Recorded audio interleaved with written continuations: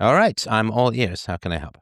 Well, you were actually recommended to me. I got introduced to your podcast by someone who I used to work for.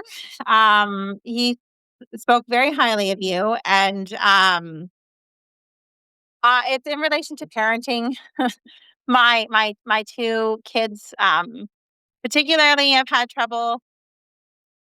I guess my fear is, so I have a 19-year-old girl, and I she wants nothing to do with me. She is staying with um, her grandpa. And it has been a very humbling road to point out mistakes I've made. She's holding a grudge against me. And I also have a 3-year-old boy who I'm now raising on my own, who is my surprise. And I am fearful with watching how it played out with my daughter as she has moved out of the house that I'm going to, I guess, make similar mistakes, or uh, that I'm not good enough to be a parent to him. And adding in, of course, I feel quite isolated too.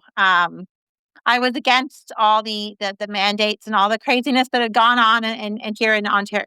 Sorry, I guess if I can say that, in Canada. Yep. And I just felt uh, it's isolated me too, because I feel quite more alone with the way I view things, and it's also sort of maybe made me feel too alone. And Mm. um, and so I feel like I'm alone raising a child versus being able to feel like I have a community this time around. Despite the fact that I feel like the community I had maybe had failed me, or failed themselves with the way things had gone, and seeing how the community felt about everything. So I guess I'm not quite sure. I feel alone. I feel scared, and I feel like a raging parent. Huh. Um, on my poor son, I take it out. I'm passive for a while, and then I rage, and I want to stop that cycle. Okay. Okay. Well, I appreciate that. That's very honest and direct. And do you want to tell me a little bit about what happened with your daughter? I have a daughter who's just about to turn 17, so it's in the neck of the woods. And if you'd like to tell me what happened there, I think that would be a good place to start. Okay, sure. So well, so with raising her, I guess I'll just give a very brief history. I was a single mom with her. Um, there was unhealthy aggression in her youth, so I escaped a very unsafe situation, and I think I did well. I was in my 20s. I was 21 when I had her. Um, but she formed a very, very deep relationship with my father, um, because he was the one to mainly watch her while I worked all the time. And in saying that, my father is someone who I just, I don't know if I should say, just, I guess, despite doing therapy, I'd still get a bit triggered by some things with my father, and ways of parenting. So, um, where my daughter says that I had made him in my biggest mistakes, um, was one, she said that I wasn't there enough. And two, um, I was more present when when she was 10, turning 11, for an unfortunate circumstance. Some abuse had happened when I was working under the watch of my father. And she was mad at me because um, I became very triggered by what had happened, because I realized, in supporting her and giving up everything for her and trying to protect her, that I realized that no one had done that for me. It was a realization. Um, and in those years between 11 to 13, we had moved to a shelter. Um, I had to pull us out of the house we were living in. I was doing the best that I could as a mom. But I, unfortunately, because of my unhealthy way of being able to express myself with my child and being able to set boundaries, which I've always struggled with, I would explode on my daughter verbally. Verbally, I would explode when she would attack my character or my parenting. It was just, I guess I see it in retrospect, and intellectually, I can see that it's hard to expect our kids to appreciate it. But I was just so angry being alone. And she just seems to, she's made it clear that she's holding a grudge against me for all the times I had been angry and snapping, that I should have been more supportive and been there, the better parent. And so she is holding it against me for my breakouts against her verbally, and not being able to be supportive. She thinks I wasn't supportive enough. I did ensure that she had therapy and has always made sure that she had a therapist. But yeah, that's what's hitting me hard, is I guess I did not have the capability Okay. to provide that for her. I'm very sorry. That's a very tough situation. I guess I just would like to understand. Well, I mean, a couple of things pop into my mind. The first is, tell me a little bit about your daughter's father and what happened in your late teens or early 20s, or however long you were together. So we were together. We were only together 3 months or 4 months before getting pregnant. I was 20 and he was 23, and it was a very kind of I guess forced, right? We were forced without knowing each other to try to make something work to begin with. Sorry, So, hang on. Sorry, what do you mean by forced? I'm a little oh, alarmed. I just sorry. want to Well, make sure I we just understand what you felt mean. that was well, we felt that was the responsible thing to do, because I did not want to abort the pregnancy. Of course, I wanted to keep my child, so we were forced to move in together, But you had, and we were trying. sorry to be so blunt, but you had unprotected sex. Is that how you got pregnant? And why would you? It's a general question, right? Like, why would you have unprotected sex in a couple of month relationship? Well, I mean, I just didn't. I don't know. I was just an impulsive girl. I've had a lot of, I guess, I don't know. I don't, in fact, I was on, well, I guess I should add, I was on birth control. I was taking birth control without missing a single pill, and I still got pregnant. Not missing a single On the pill. pill, really? I mean, No, no, that's no. unusual. You know that, right? Oh, absolutely. It's 1%. It was on, my friend was on the exact same medication that year. It was called Aleph. It was supposed to be a low hormone one for safe for, I have an autoimmune disease. So it was supposed to be safer for someone like me, but it was a much lower hormone one than all the others. Mm-hmm. And my friend got pregnant that exact same year on the same pill. Okay. Yeah, I was that special percent. Okay, got it. Hey, it happens. All right. So tell me a little bit about this young man who got you pregnant. So he worked in a restaurant. I had just gotten into a community college. And he worked at a restaurant. I don't know. We met online. It was my first online relationship too. So we had met online. We had talked a lot online.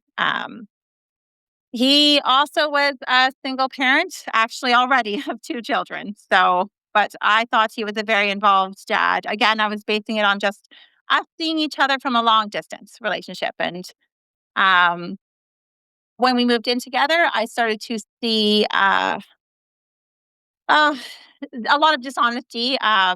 He definitely flirted with a lot of women, and so of course challenged my self-worth. Um, and yeah, I just, whenever I confronted him um, with that, or seeing things pop up that like emails or messages from women, I would confront him, and that's where violence would take place. Um, I Oh wasn't gosh. to act. Okay. So Tell me yeah, about that. yeah. Um, well, so when when I would see messages and ask him, I would suggest that it's inappropriate what was being said. There were sexual innuendos being said and jokes, and I would ask him about it and tell him it was uncomfortable, and it would be none of my business. He would tell me it would be none of my business. And when I would be I was quite blunt. I would say that it is my business, and things like being headbutted, or I was pregnant with our daughter, so I would be thrown around. um, I'm yeah, sorry, he'd and throw listen, me I onto know the it's a couch. long time ago, but I know that also people are nervous and all of that, but it's so not funny, of course, to be pregnant and thrown around, that the laughter or the giggling, which again I sympathize with and I understand, but Yeah, it is a bit disconcerting. it's how I deal with it. I'm not very comfortable with crying. I'm very Laughing helps me fight tears. Right. I mean, That's what I do. but I have to it laugh to is fight them. to be on the receiving end of laughter about such, terribly sad and difficult things is just a bit disconcerting. I'm not saying you've got to bawl or cry or anything like that, but if you could hold off on the laughter, that would be, I would prefer it. If you don't mind, I would appreciate it. Okay. Okay. Okay. So when was he first violent with you? I don't. I mean, was it in I weeks guess or it days was. or months? Because you're Oh, only together it was 4 months, months. right? It was months into the pregnancy. Like I'd say maybe. Oh, it got really bad. I'd say maybe it was around 6 months pregnant, and that would be about 9 months into the relationship Okay. is when it And got bad. what were there any red flags in him before you got together? When you sort of Oh, looking for back. sure. Well, violence-wise, no. I had never seen that at all before we lived together. But Okay. the infidelity, yeah, that was um, right as with 3 months in, like right when I found out I was pregnant. Mm. Right that weekend, a woman had contacted me telling me that within the online community that we were a part of, she knew we were together, and she had contacted me, letting me know that it literally was the day after he found out we were pregnant, that he tried to meet up with her to be intimate with her. So I knew right away that he was obviously not invested in this relationship. But I was desperate, I guess. I didn't have a good family support. Um, my dad, when I told him, he also put pressure on me that I needed to do what was right in his mind. Sorry, I'm trying not to laugh. So, yeah, I told my father the first time that he had headbutted me and hit me. And my father asked me what I did to deserve it. I'm so sorry. Oh, sorry, so I No, had that's no fine. idea. I sympathize, and I'm very sorry, and I it's heartbreaking to hear, but go on. Um, so I was stuck. We had moved to, so I should say, we started in a big city and we moved to a small town at that time, where I knew nobody. So I just felt like I didn't know what to do, I guess. I also, with my autoimmune disease, um, my coverage for my insulin, it's diabetic, my coverage for my insulin would be gone. Mm. Um, so I was very anxious. It just was a vulnerable time. So I stayed with him, um, despite that, for about a year. Mm. When my daughter was a year old, so that's the time when my daughter would not see him anymore on his own doing, because I had placed charges finally because she got hurt.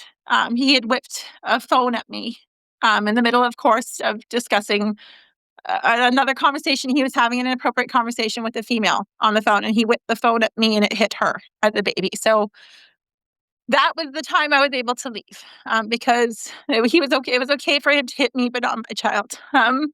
Gosh. So that's when I finally told my father that I was going to leave the city, and if he wasn't going to support me, this was the last straw. And he was scared. Sorry, what For, sorry, what did he say when you said, like, my boyfriend has harmed the baby? I need to get out. uh, And what did your father say? he seemed to finally care. He didn't care if it was me, but he did care about my daughter. So, and he was also scared of losing us because he was alone here. The reason why I moved out to the small city from where I had a lot more supportive family was because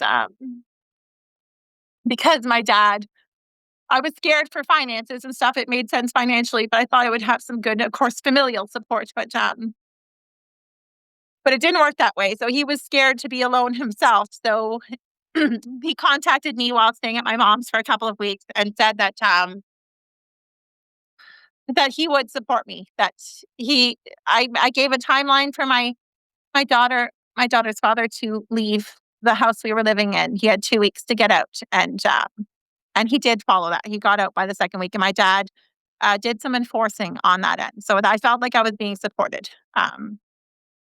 And that is and from there, my daughter's birthday party was coming up. I guess it was right before her first birthday, because he did show up for her first birthday, and then I had not seen him since then. Since the court stuff. I called the police. I told them what had happened. I didn't even place the charges. The officer placed them for me because she was tired of me not doing things. So he just resented me for that. And he was embarrassed or scared because it was a small town. So he had gone back home to where his family was. Okay, got it. And then? And then, so I was with my father. My father helped me while I found work. I just ended my maternity leave. Uh, so that's where he came in to play, I guess, that major male role. He came in at that moment because as soon as I got a job, I got all these, because I dropped out of college. So I was just getting all these small jobs to make up for, I guess, two incomes at the time. And uh, when going to court, unfortunately, because I had no idea of what dad was doing, until I could provide that, they would give me nothing, or demand nothing of dad. So Hmm. I just was fearful of involving him or pushing too much or that abuse. So I just I continued to work. I got a job eventually, a career as a group home worker. So I worked with kids who have been abused.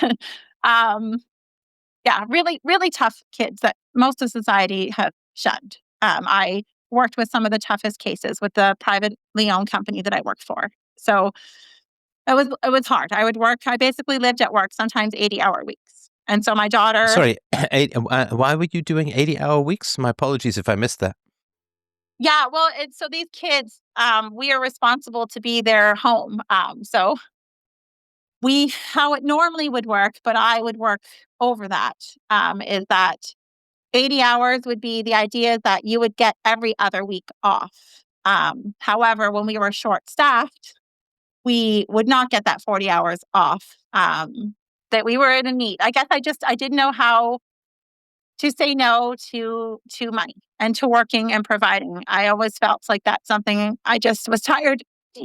I was also scared of asking for help from my father. I guess I should add that when I asked for help from my dad, um, he would record everything. Every bus ticket, every piece of food was always recorded on a receipt. Sorry. So I was terrified to ask for help. So But so he recorded it with the idea that you would pay him back or something? I don't know. I didn't, he never said, like, he would offer to get groceries or offer bus tickets. But um, I guess I should fast forward. This would be a few years, 3 years later, 2 years later. He had, when I wanted to move out of this city, for a relationship that I was getting serious after 2 years of dating, I wanted to move closer to family and felt safe to move out. My dad had taken a paper, and that's where I knew, sorry, that's where I had learned that he had taken a record of everything he had done for me. Um, he just wrote down every bus ticket, everything, and he said it was just shaming me for leaving, that he had done all this for me and that I wasn't to leave. Um, And sorry, is that because, I mean, who was taking care of your daughter when you were working these 80-hour weeks? my dad, Oh, so your dad was very close to your daughter, yeah. and then you were leaving. Well, but yes, because I was alone. Because this is the toxicity, though, and the matter is that, as you can see, it was okay for me to get punched and hit, but my daughter has been put on a pedestal, and um, this is where I think a lot of the challenges have come, is that I have taught her and she has watched that it's okay to treat me that way, but she was held on a different um regard, a higher regard than myself, and I needed to be around more healthy relationships. And I was hoping to go to Toronto, closer to my mother, who lived there at the time, and my siblings. And in the relationship I was in was not unhealthy, and that was it. So that what I felt was better for my daughter to be around. And sorry, again, if you can stay off the places. So how far away were you moving your daughter away from your father? It was about an hour and a half. Okay. And were you leaving your job? Yeah. Okay. And at your job, they knew you had a daughter, right? Yeah. So did they ever say, gee, you're working 80 hours a week? That's not ideal for your daughter. Oh, no. They yeah, no, this company is, it's unfortunately, it's privately owned. It's not city ran, but it's city funded. So, a lot of us, even if we were sick, we were shamed even if we were sick to come into work because our kids who are, group home kids, they would be violent at times and it just yeah, it just there was no priority, but they did not care Did you get paid about at least anything. hourly or were you on salary? No, I was on hourly.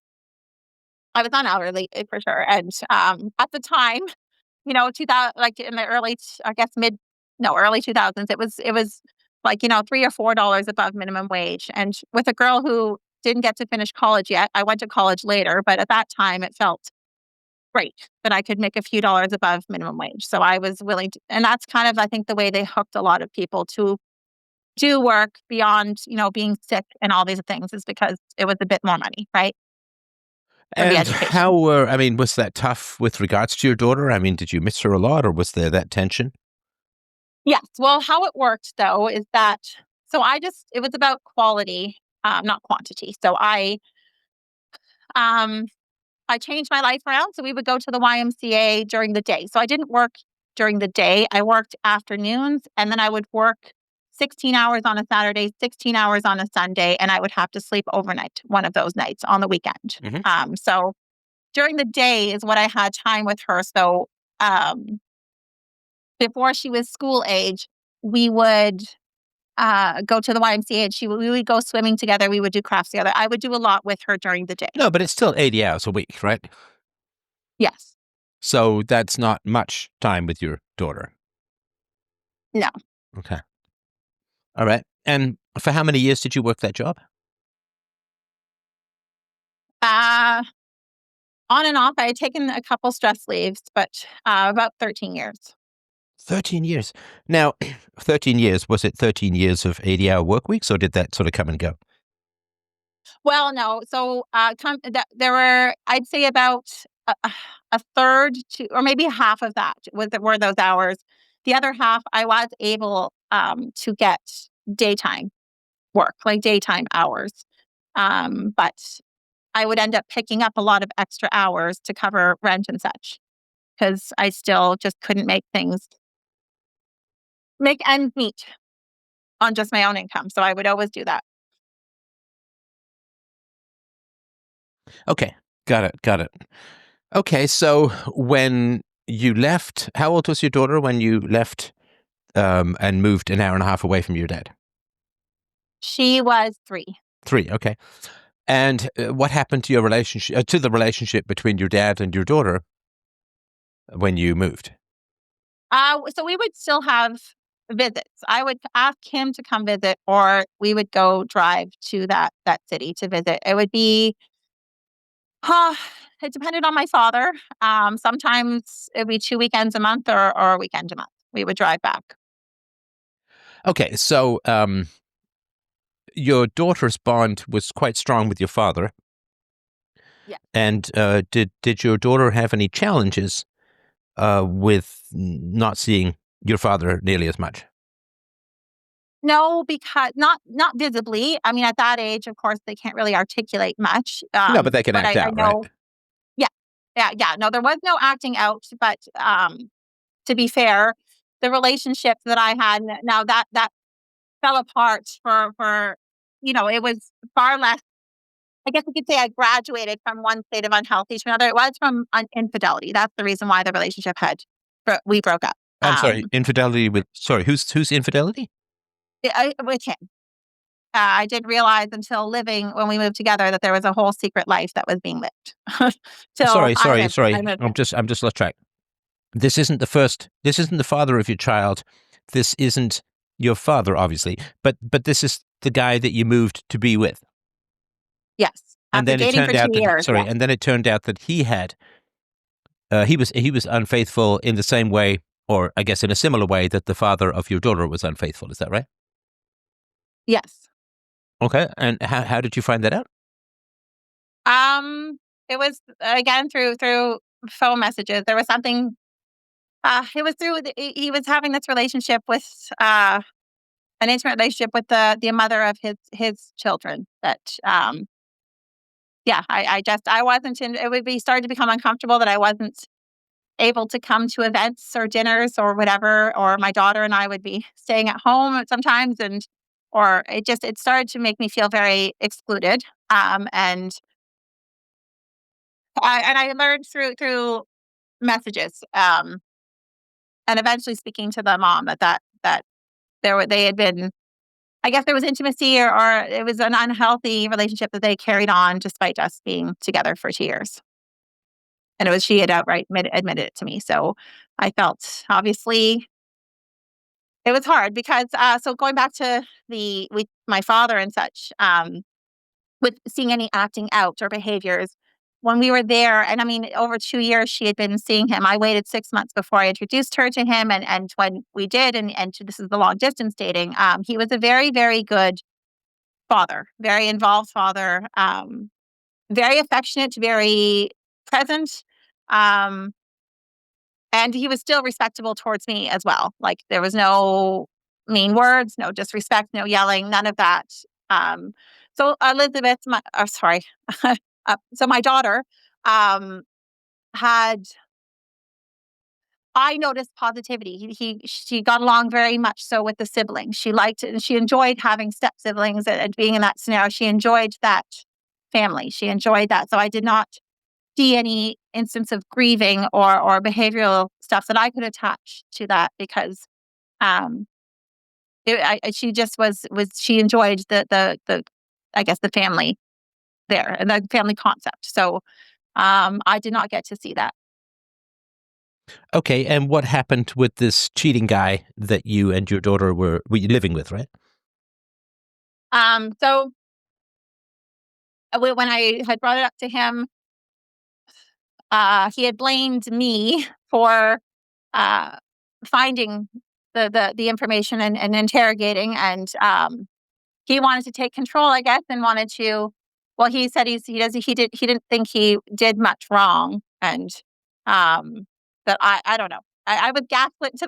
I know there was a lot of gaslighting that I shouldn't have looked at the message and talked to the mom, and then the relationship was. But he said that he took control, saying he didn't want to be in the relationship and didn't give an apology for the infidelity. So I just I couldn't stay. That was it. I mean, we had lived together, so unfortunately, it fell apart after 2 years. It had fallen apart. So then again, so we moved back to the small town. That's where we ended up. I didn't stay with the family. There was no place for me to stay with the family that I was closer to, unfortunately. So I moved back to where, and my job. That's why the job was on and off for the 13. There was an off, and that's an on again because the job took me back. It was an immediate job to return back and to get on my feet and to get a home with my daughter when when I moved back to the small town. Okay. And you said that something had happened between your daughter and your father?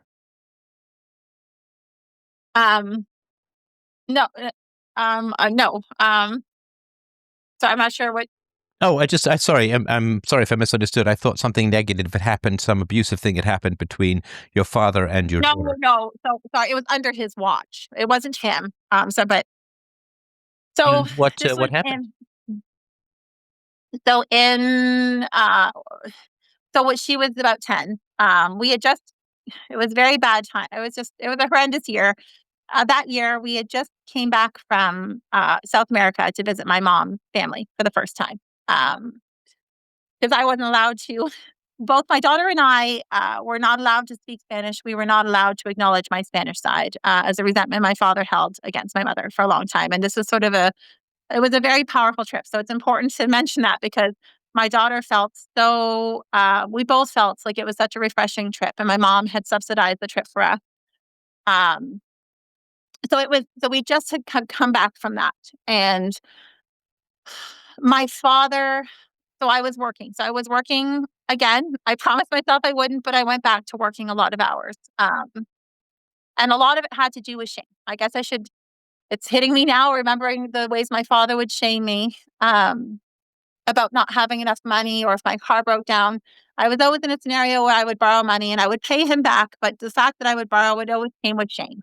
So I wanted to break free from that. So I immediately jumped into working a long weekend, and it was that weekend that it happened. At this point I had worked, I don't even know, like 120 hours instead of 80. It was completely unhealthy. And when I got back, my dad had not been home. My daughter was 10 at the time, and he was not home. And my daughter was sitting on the couch, and he was across the street with our neighbor. And I guess they were drinking.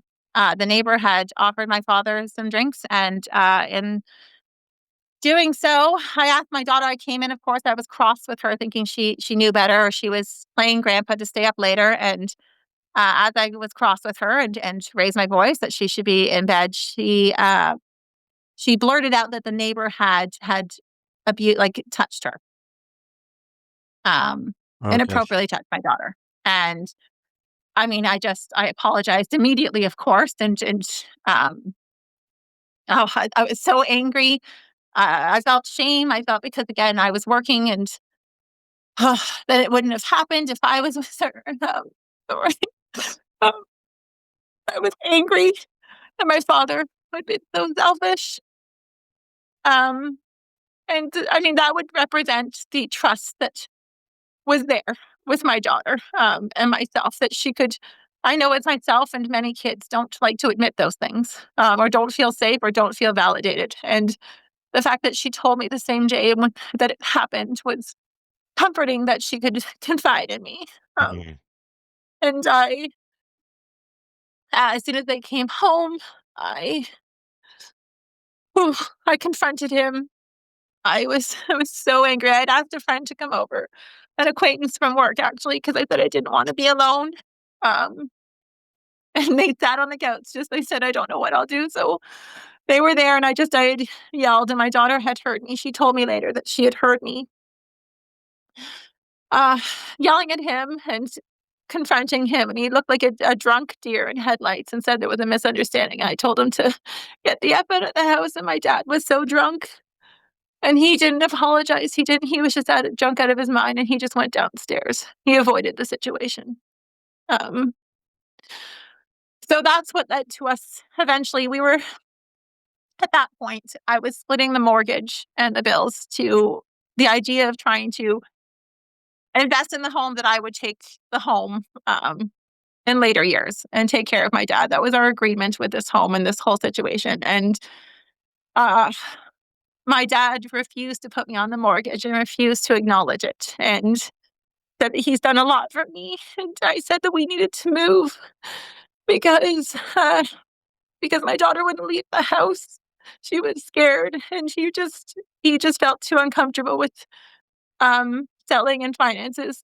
Money's always been more important, so I just moved to the shelter, because I couldn't stand my daughter not feeling safe. Then I took time off of work.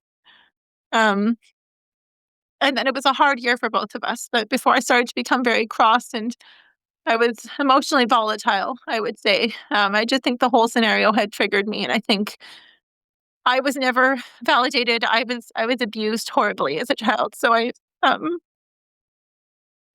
I just thought I did the best for my daughter, because I know what it was like not to feel validated.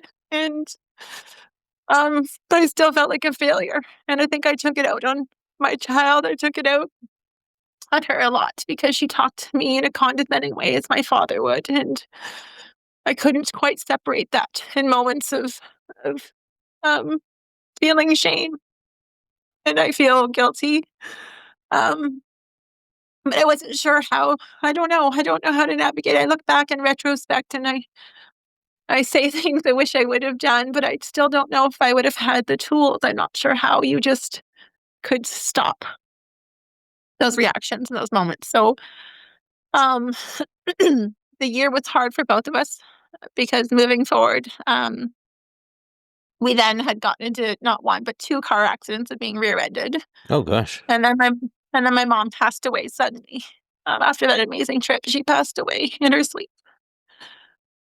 So it was a lot to embrace in a year and to endure even, and I wasn't so yeah, things have been difficult and our relationship has not been the same, but she's again, I know my worst. I know that a lot of the time she would visit grandpa while we were at the shelter. No men are allowed there. And my daughter would want to spend time, of course, with grandpa and seeing him. Um, I would try. My daughter, I know my dad is not the type to ever apologize or to validate emotions. So I worked hard to suggest that he would go to school or to help her with, kids would bully her. I guess I should add that when I worked on days, uh, from the ages of about 6 to 9, my work would allow, because we worked our butts off, uh, they would allow me to slip away sometimes for school events, or I used to do culture nights with my daughter Mm. around 6 or 7. So I would go to school with her and be a regular part of school, which helped stop bullying. I would make it a point every week that I would teach the kids with my daughter about a different country, like we were learning, and bring food, and kids would actually treat her differently. And when I stopped and when I couldn't, when I went back to working evenings um, for more money, my father, of course, did not do that. So, and this was right before this had happened. So I asked my father to do that to help her and to build trust with her. Um, and I mention this because as time has gone on and as my daughter has said things to me when we have had verbal arguments, she has made it aware that my father feels the same way she does. Mm. And that I don't know how much truth there is, but it made me feel at that point, and from seeing the history of my relationship with my father, that I wonder, um, it made me feel, I guess, betrayed. I feel betrayal. I feel that I tried, despite I feel like he had failed as being that step-in parent or that strong grandparent in that moment, and not validating her, that I tried to help him and to feel to support these angry views against myself, or about myself. It hurts, I guess, and furthers that isolating feeling. So that's who she's staying with now. My daughter is staying with my father. I mean, she's now 19. She didn't want to go to college. There's money set aside for her to go, but yeah, she just said, I don't know. And my father doesn't. I don't. He doesn't want to set boundaries. He doesn't have rules, and I guess he wants to be her close friend, but he's afraid that she's going to move out on her own, Mm. and so he's not. And that's been difficult. And it's just, yeah. I guess I'm in a state of feeling not validated, and um not. I don't know. I guess I'm just not sure how to grieve. I guess this how the relationship has gone, and to lack the support, I just feel very, I guess, lost. I feel like a failure. I feel shame, but yeah, I don't know. I don't. It's hard for me to think of this because I have tried, despite working all those hours, I really tried my best to counteract the fact that I was constantly working. And also because I just never allowed myself to date for many years after that. Um, I kind of took on the role that both my parents had taken on from their divorces, and they just hated the opposite sex and didn't want to date anyone, thinking that it would all go wrong. And I guess as much as I didn't want to do that, I did do that myself Hmm. and stay single. And I know that a 2-parent family is, of course, better than one. And I of course put my daughter and myself through that, and not capable of healing that. Right. Okay. Sorry, so I don't want to interrupt if you're in the middle of saying something. Nope, nope. And you said that you were mistreated as a child, and what happened there? Um, okay, so when I can't recall all of my age. I was about 4. I was, um, there was some ancestral abuse from my half sibling. My brother had uh, put on inappropriate videos and basically mimicked them. And when I was 4, I don't even remember all of it because I blocked it out. Um, I kept that a secret. Um, I did not feel safe. I don't know. I was so little. I just know that I was taught to be shamed, though. I was a very highly sexualized girl, a little girl, because no one knew what was going on with me. Um, so I was always shamed for, doing things to myself and not being private about things. But I had to learn through therapy that it's not my fault. Sorry, And I'm again. I'm sort of very sorry. How did this mm, child, this semi-monster, Oh, how did he he was end up in my your environment? Well, we all lived together in the same roof. I don't remember. All I remember is we were in his room. My brother is 12 years older than me. So I guess that would make him 15, 16 at the time. Right. So I don't know. I just like I think people were downstairs or watching TV. I was in his room.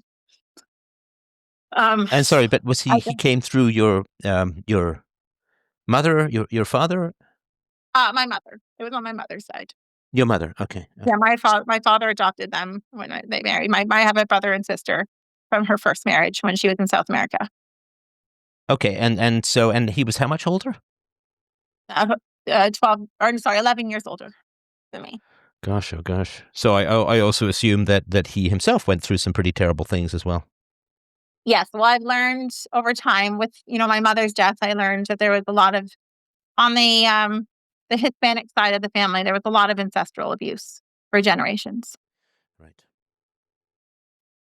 So yeah, so there was that, and then a couple years later, my parents had divorced, and my mom had left my dad for someone else, and that someone else had also abused me. And how did that was that Um, sexual abuse or some other kind of abuse? yes, it was sexual. Gosh. It was Yeah, I And sorry, went into my you said from the Hispanic side. What do you was that Mhm. your mother's side? Yes. Sorry, yes, my dad is from the States. Yeah, they both came here in the late '60s. He escaped the Vietnam and my mom escaped the Pinochet regime. Oh, And they okay. So your father is Vietnamese? No, he escaped the Vietnam draft, I guess. The draft, the Oh, I draft see. dodgers So he of was okay. So yeah. your father's white Sorry, and yeah. your mother is He's what yeah. Hispanic. He's right. Yes. Okay. And the sexual abuse came from the Hispanic side? Yeah. Yeah, I mean that is sadly a little common in the Hispanic community. Okay. All right. So what about how long were your parents together?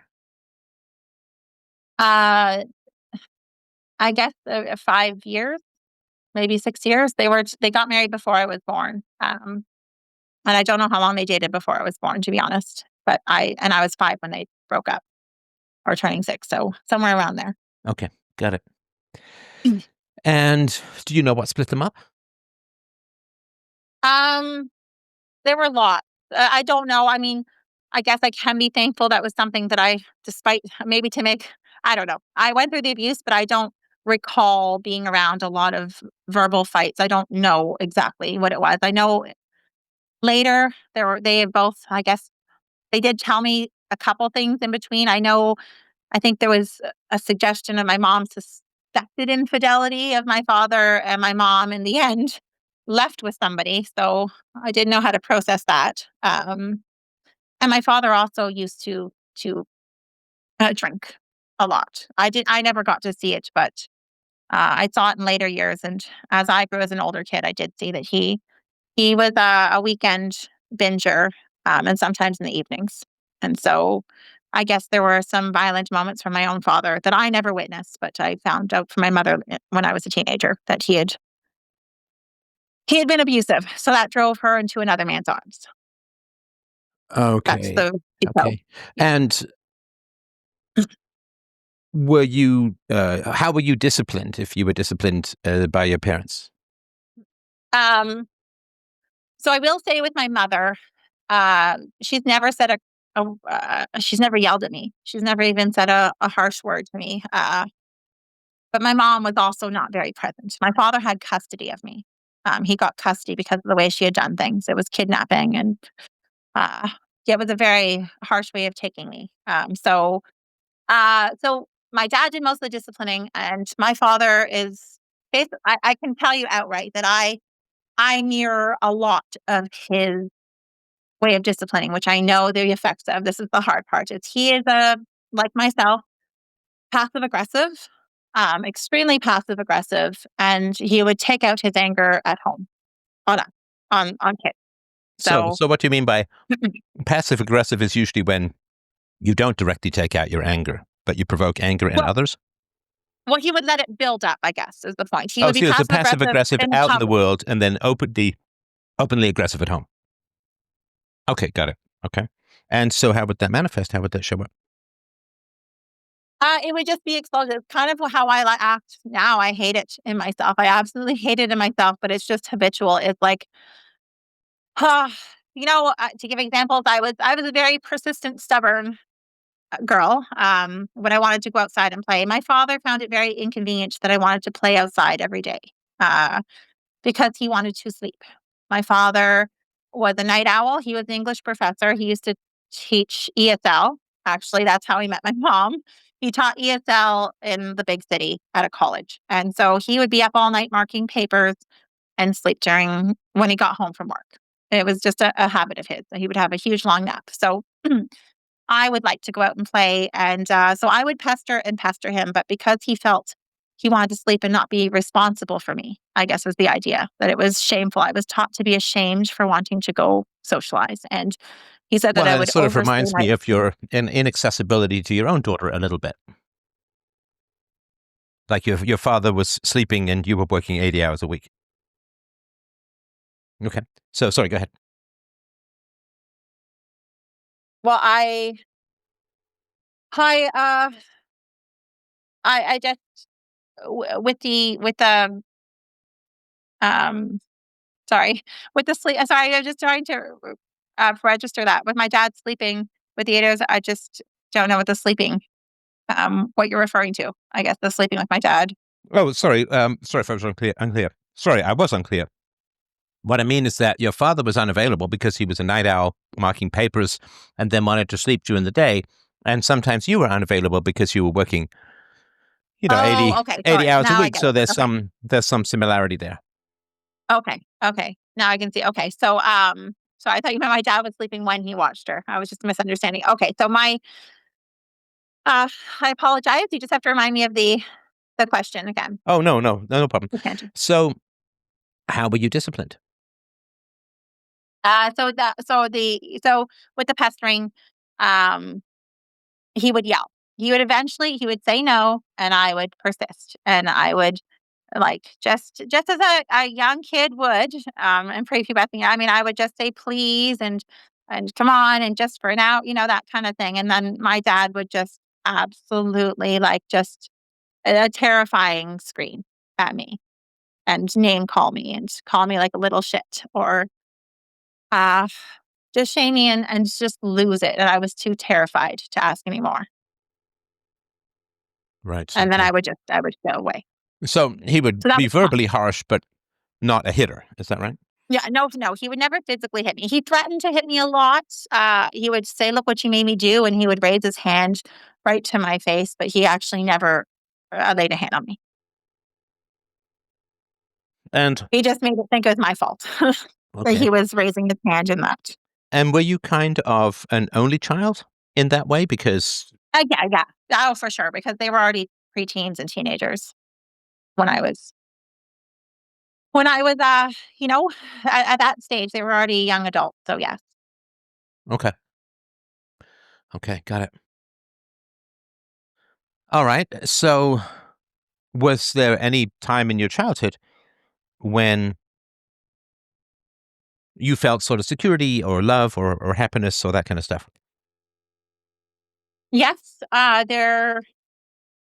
There was a family up the road on our street who actually they had their daughter was a year younger than myself and had the exact same name as me. It was Victoria, and the only thing I hated about going to that house is I hated being called Vicky, and I had to separate the two of us. So, but the mom was and the dad, they were a married couple. They invited me to Baptist church. They were Baptists, and so that was something social that I was able to engage in that my father didn't. He could sleep in and not worry about me going and feeling responsible. So it was a good, safe, consistent, and constant social scene for me to go to. Was So I would regularly go to church with them. We became friends around the time, I think it was 8 or 9, I think, and right up until about high school. Um, so that was a strong. The mom was a strong, stable parent. She would let me vent to her, and she was, of course, mortified. I think at some of the things that I would tell her, but and she knew, of course, she would always ask questions to ensure that safety was and that things were. But I would usually tell her that who was involved or what was going on. But she was a safe place, and going there was safe. Having dinner, and there was quite a bit of. I guess I wish that I had a stable home or family. I was a bit envious of a married couple, and my friend was in the same position though. She was kind of an only child because her older sibling was like 15 or 16 years older as well. So, so it was nice for that we kind of had that in common, and we were a bit more mature for our age. But it was nice to have that. That would be my most stable, I'd say, out of all the fluctuations and instability. I would regularly, weekly, go over there and just talk to the mom, even as I was hitting puberty. And the church was always good for me too, and having that, they gave a lot of good security for me in that period. Right. Okay. So, of course, a lot of times, and sorry, don't answer anything you're not comfortable with, but when roughly did you start to become sexually active as a teenager? Oh, I was young. I think it was right at the end of, and I know I've learned that through therapy too. I mean, with what being so abused at a young age, it is common. But I was like just the start of high school, or just like that summer of starting high school is when I began. And I mean, obviously, it's related to the abuse as well, but when girls are unhappy at home, they tend to become sexually active earlier because they're looking to get out of home. And the easiest way to get out of home is to get into a relationship, if that makes sense. Yeah. No, I didn't have that. Mine was more. It was learning through therapy. I guess to articulate it was more so I was always craving validation from the wrong way, in the wrong way, and from the wrong people. Right? It led to promiscuity, really, because it was obviously a letdown. That's not the way you would get love from a healthy member of the opposite sex, but that was the route I chose. Well, And it's was not always really the route you craving. chose. I mean, because you were at that age, you weren't. I mean, you're still almost 10 years away from brain maturity. So Yeah. it is kind of how nature kind of says, okay, well, if we're in a chaotic environment, if there's no love or stability or pair bonding, then let's just have a bunch of kids and cross our fingers. And so your sexuality is kind of cranked up by your hormones, and you probably enter into menstruation earlier, and you're just going to find some guy and have kids or have a lot of sex. And it is just what nature does when you're in a chaotic environment. And so it's to some degree not even in your control because it's so biological, or at least it's very hard to, certainly without knowing what's going on. So and I've obviously you've gone through some therapy, but I wouldn't want you to put everything on your own free will. That has a lot to do with biology. And like Right. girls who are abused as children will actually enter into menstruation earlier because it's nature's way of saying, well, the environment is violent and chaotic, so we better crank out a whole bunch of kids as quickly as Yes. possible without any particular filters on the quality of the guy. And that would, I think, sort of explain the 4-month restaurant guy who was a bit of a man whore. Yes. I mean, Yes. I worked in Well, restaurants as a teenager. It's a pretty promiscuous environment. it is. I learned that the hard way. Right. Okay. So what happened with your daughter when she got into her teenage years? Well, unfortunately, that's when, with her age range, like that was right when the COVID lockdowns and stuff happened.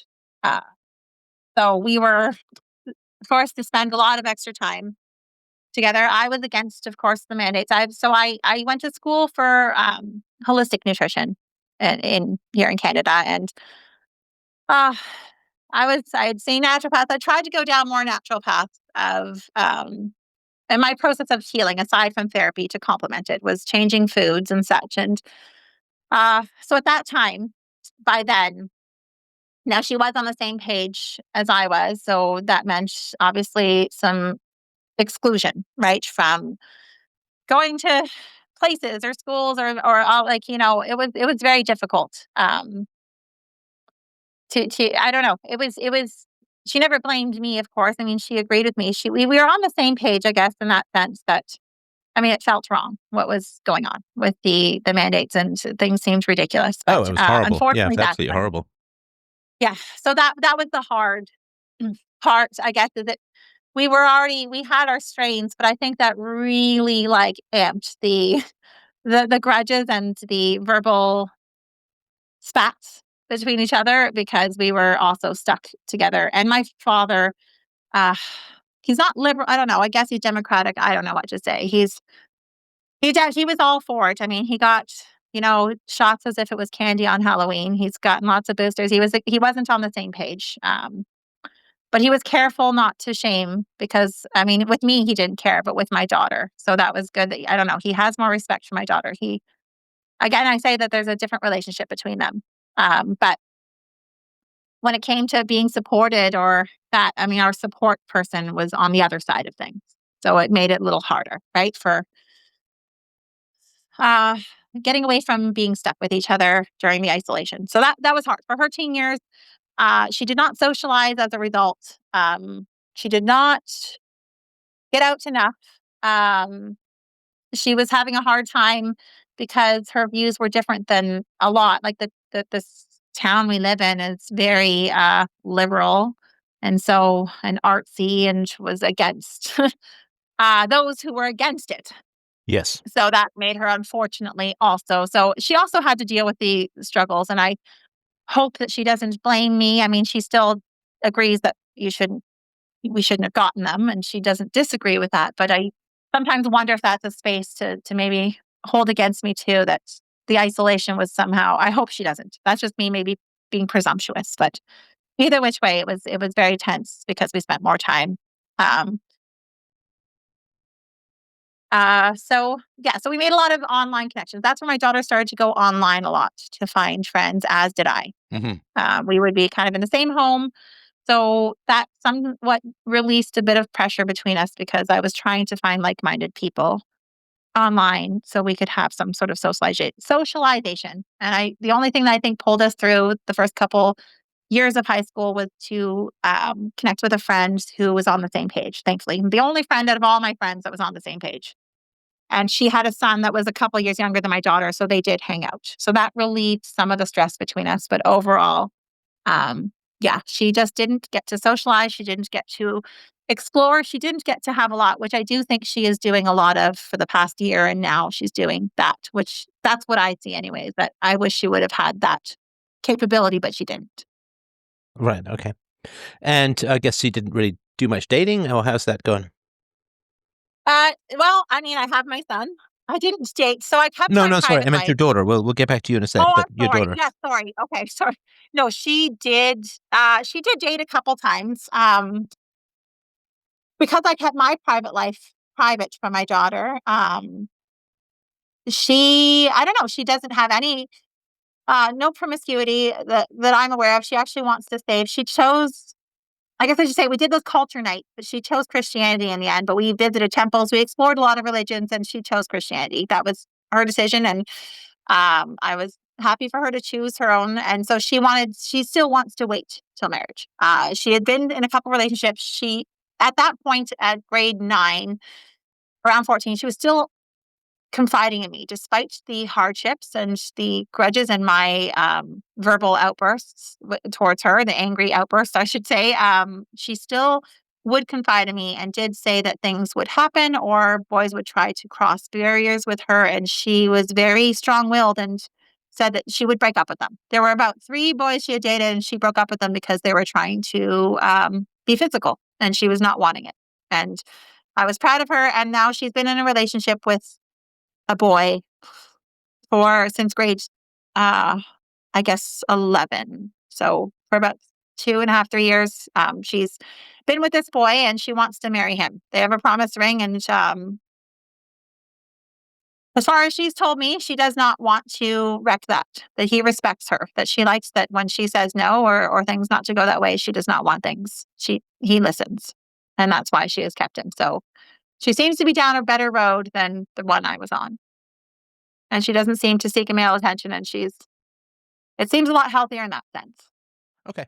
That's good. That's good. And when did things really fall apart for you guys?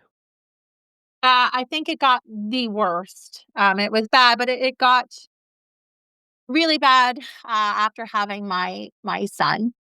So 3 years ago, um, she had she stayed home the first year. So that's when kids who were not jabbed or whatever could go back to school if they wanted. But that whole baloney that if you were sick or whatever, or if there was a case, then the kids who weren't, like, the illogical crap was happening. And so I just wanted consistency for her. And also, unfortunately, my son's father, which I wasn't surprised by, he backed out in the pregnancy. So I was alone. And to all my But friends, what happened? well, I mean, it was I mean, you'd had some something to experience by this point. What do you do I when know. you Well, get with another bad guy? well, there is a 15-year gap between my children. I know that. I know. That's 15 years to learn better. I know, and And I your guess therapy. I didn't. Yeah, no, I did not. I did not. Well, it was fun, but again, going back to, I had been on birth control for all these years, but because I went on with the holistic nutrition and going natural ways and natural things, obviously natural ways didn't work for me. No, but And it's not, sorry, it's not so much that you had a kid with a guy who didn't want to stick around. The issue is, why were you dating and having sex at all with a guy who wasn't responsible or committed? well, it was easily manipulated. I think I just wanted to believe better. He is a father. And he spoke so highly and showed me pictures. I mean, I learned in the end that he was not. He was not that great dad, but he was financially stable. He had owned a home. He just was in a far better place than where my daughter's father had been. I thought he was mature and very involved. And we talked about it, and he had said that he would like a child with the right person, was the wording. And he said that he loved children. He painted a different picture, to be honest, though, too, for me. So when this happened, I was not expecting. He seemed very supportive, and halfway through, I later learned that he had met someone else and said that he wanted to sign away his rights and didn't want to do this. So, Okay, but how long did you know him before you started having unprotected sex? well, we had dated back when I went to university, like 8 years prior. But so I don't know, a few months we had known each other back then. Like, we used to talk day and night, but yeah, no, we just reconnected was all it was. We literally had just reconnected to catch up and see what had changed from 8 years ago. And I thought lots had changed, but apparently not. Okay. How long did you know him when you reconnected before you started having Oh, unprotected no, sex? like a month of Okay. reconnection. That was it. Yeah. But you knew him 8 years before. Yes. And what did you do to vet him, knowing that you have a bit of a weakness for bad boys, to put it mildly, right? So what did you do to Yeah. vet him? Well, I don't know. I guess I was just we had conversations, and I guess I was feeling so, I guess I thought that my mind created a fairy tale. So I was very, like, I was willing to, I just kissed him. I felt that there was physical chemistry. I felt that Yeah, I just thought that I had that rush in me feeling that he was the right or the right person or a good, safe person You to were be turned with. on. Oh, for sure. I felt there was security No, as a no, female. no. Hang on. Hang on. Those two are not quite the same thing. I don't think I've ever heard of a woman who gets sexually turned on by security. Otherwise, old guys with lots of money would be the sexiest people on the planet. Well, There'd be good-looking pinups guy of who's Warren secure. Buffett in his 90s, but there isn't, right? But he was a good guy who had his home and his car and a No, but he career and wasn't a said good he loved guy. being a Hang on. dad. He wasn't a good guy because Oh, he I lied to thought he you. was. He lied to you. And he said he wanted a baby with the right person, and you said he lied about being a good father. Is that right? Yes. So that's not a good guy, right? Well, I didn't know that. I'm just Well, speaking hang from, on, hang I on, guess the hang way on, hang on, hang on. And the reason I'm asking you this is I want you to have a good relationship with your daughter. right. And how is your daughter going to respect you if this is like the third guy who doesn't stick around, the third bad guy you've chosen, and you're still making excuses?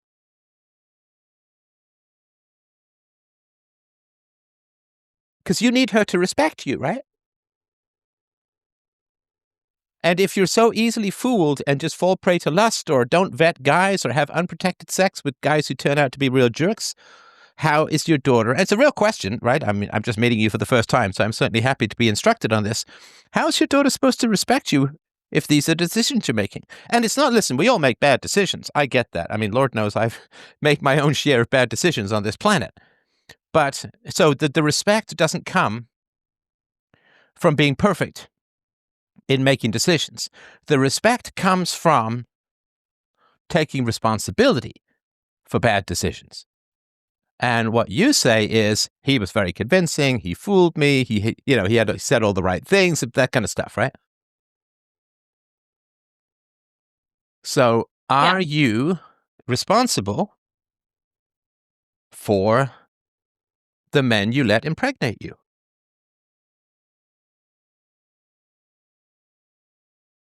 I mean, it's hard for me because I still feel like this is making me take the entirety of the blame. I mean, I don't also want to feel like I deserve it, though. I guess admitting that makes me feel like I deserve it, like that Well, okay, I. I'm not sure what that means, but I'm talking about, okay, who generally is the gatekeeper for sex, men or women? I guess women. Well, yes. I mean, men will propose sex and women say yes or no, right? Yes. Okay. So, unprotected sex, who is more responsible? And listen, I'm not saying the man is not responsible. He is, but I'm talking to you, not him, right? If I was talking to him, I would say the same thing. But who is responsible for you getting pregnant?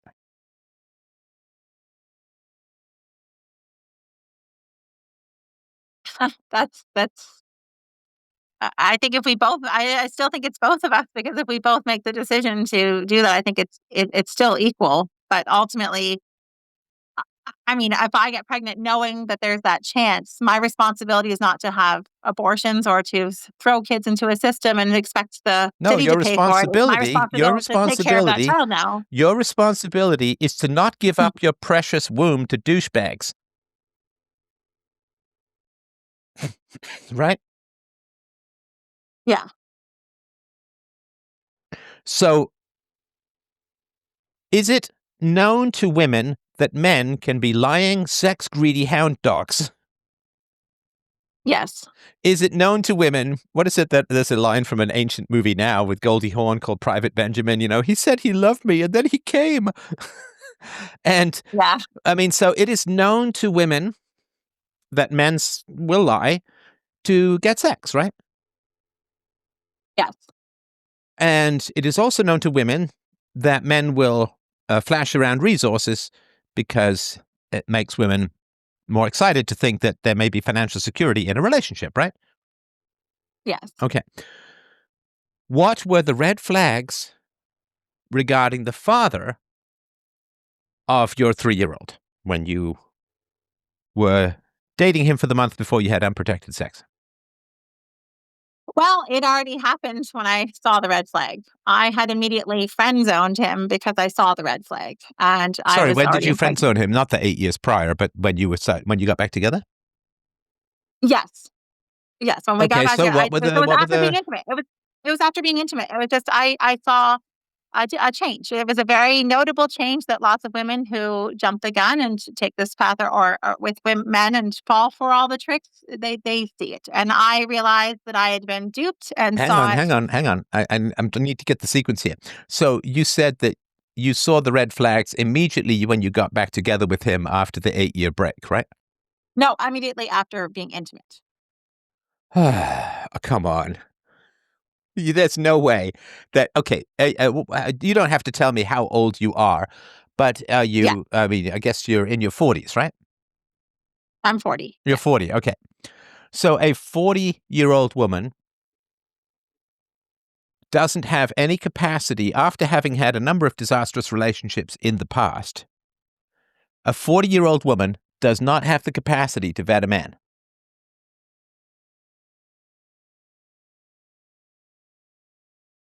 I don't know. I guess I didn't. I mean, No, and here I am. didn't Here I vet him or am. didn't have the capacity to vet him.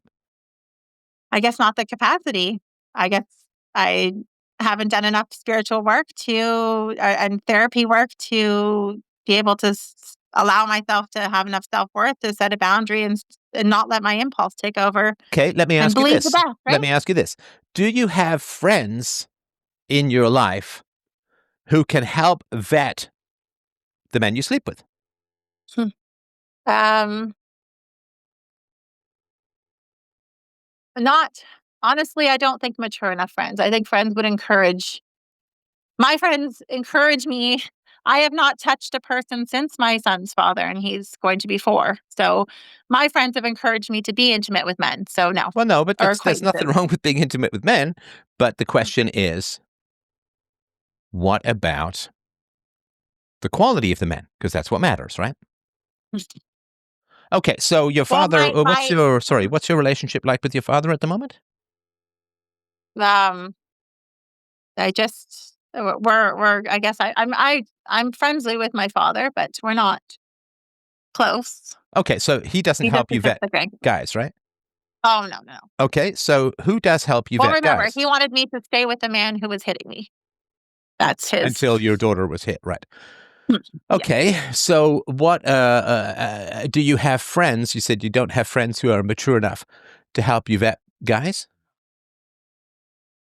No, I don't believe that because when I've gone for advice, it's usually Oh, he's great. Go for it. think, yeah, or just if they think he's not great, they'll be like, well, just have sex with it or just have fun. And if you, well, they would say, well, he sounds good, but if he's not, at least you could just have fun. It's usually the advice, Okay, so the advice is don't worry if he's a bad guy, just use him for sex.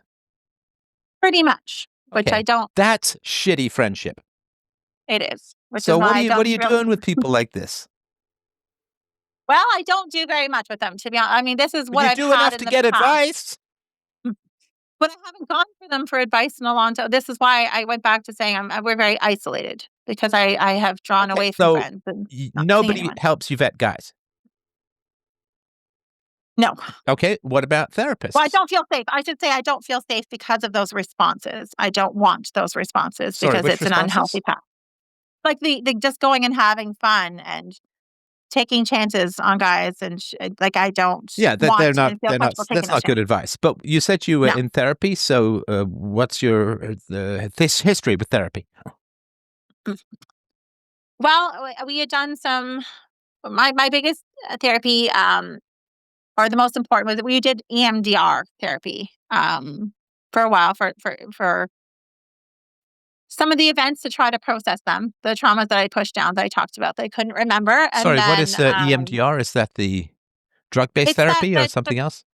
it's kind of like where it triggers things that you've pushed down to try to resolve them and not keep them pushed down so they don't keep coming back up. Kind of like an unclogging a toilet in the mind. And so it's just Sorry, but basically is that talk therapy or is it drug therapy or some combo? No, it's not drugs. It's I guess it's drug. It's almost, I don't know if it's hypnotic. You have to watch something, a pendulum swing, and it's supposed to trigger traumas for some reason. I don't know. And It did was it discovered work? years ago. Well, a lot of stuff came up that I didn't even know. Basically, the idea is that your brain is supposed to process a lot of it, and it did. I mean, it gave me a lot of realizations. We discussed things that come up.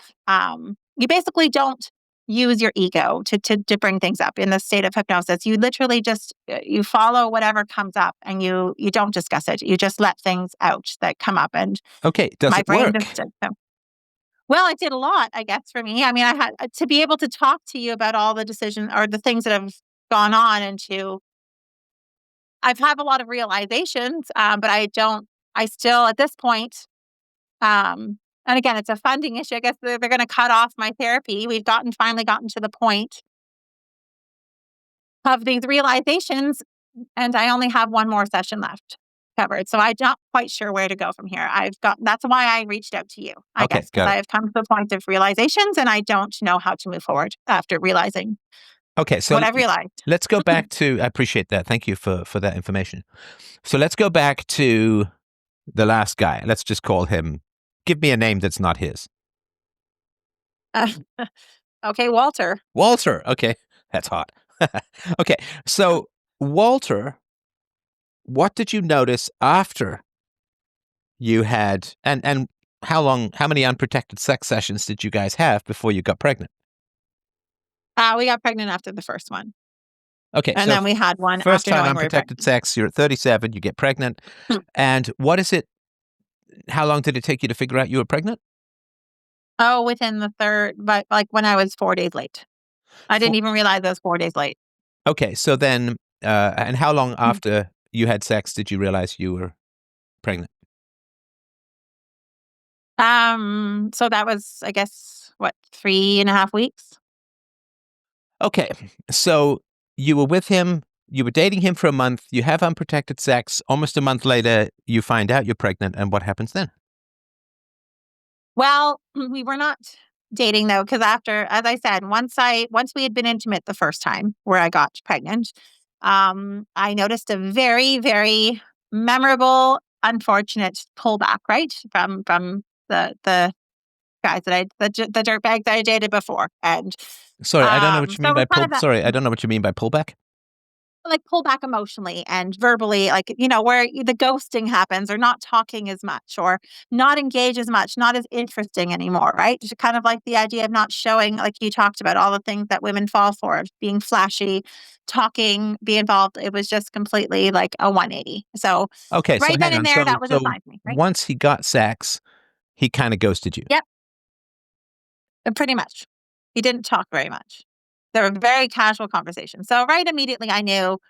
I mean, it was just it was completely, I wouldn't say ghosted, but he was just, from going on to talking paragraphs, we talked a sentence or two, and weren't engaged in conversation. So I just proposed to him at that time. I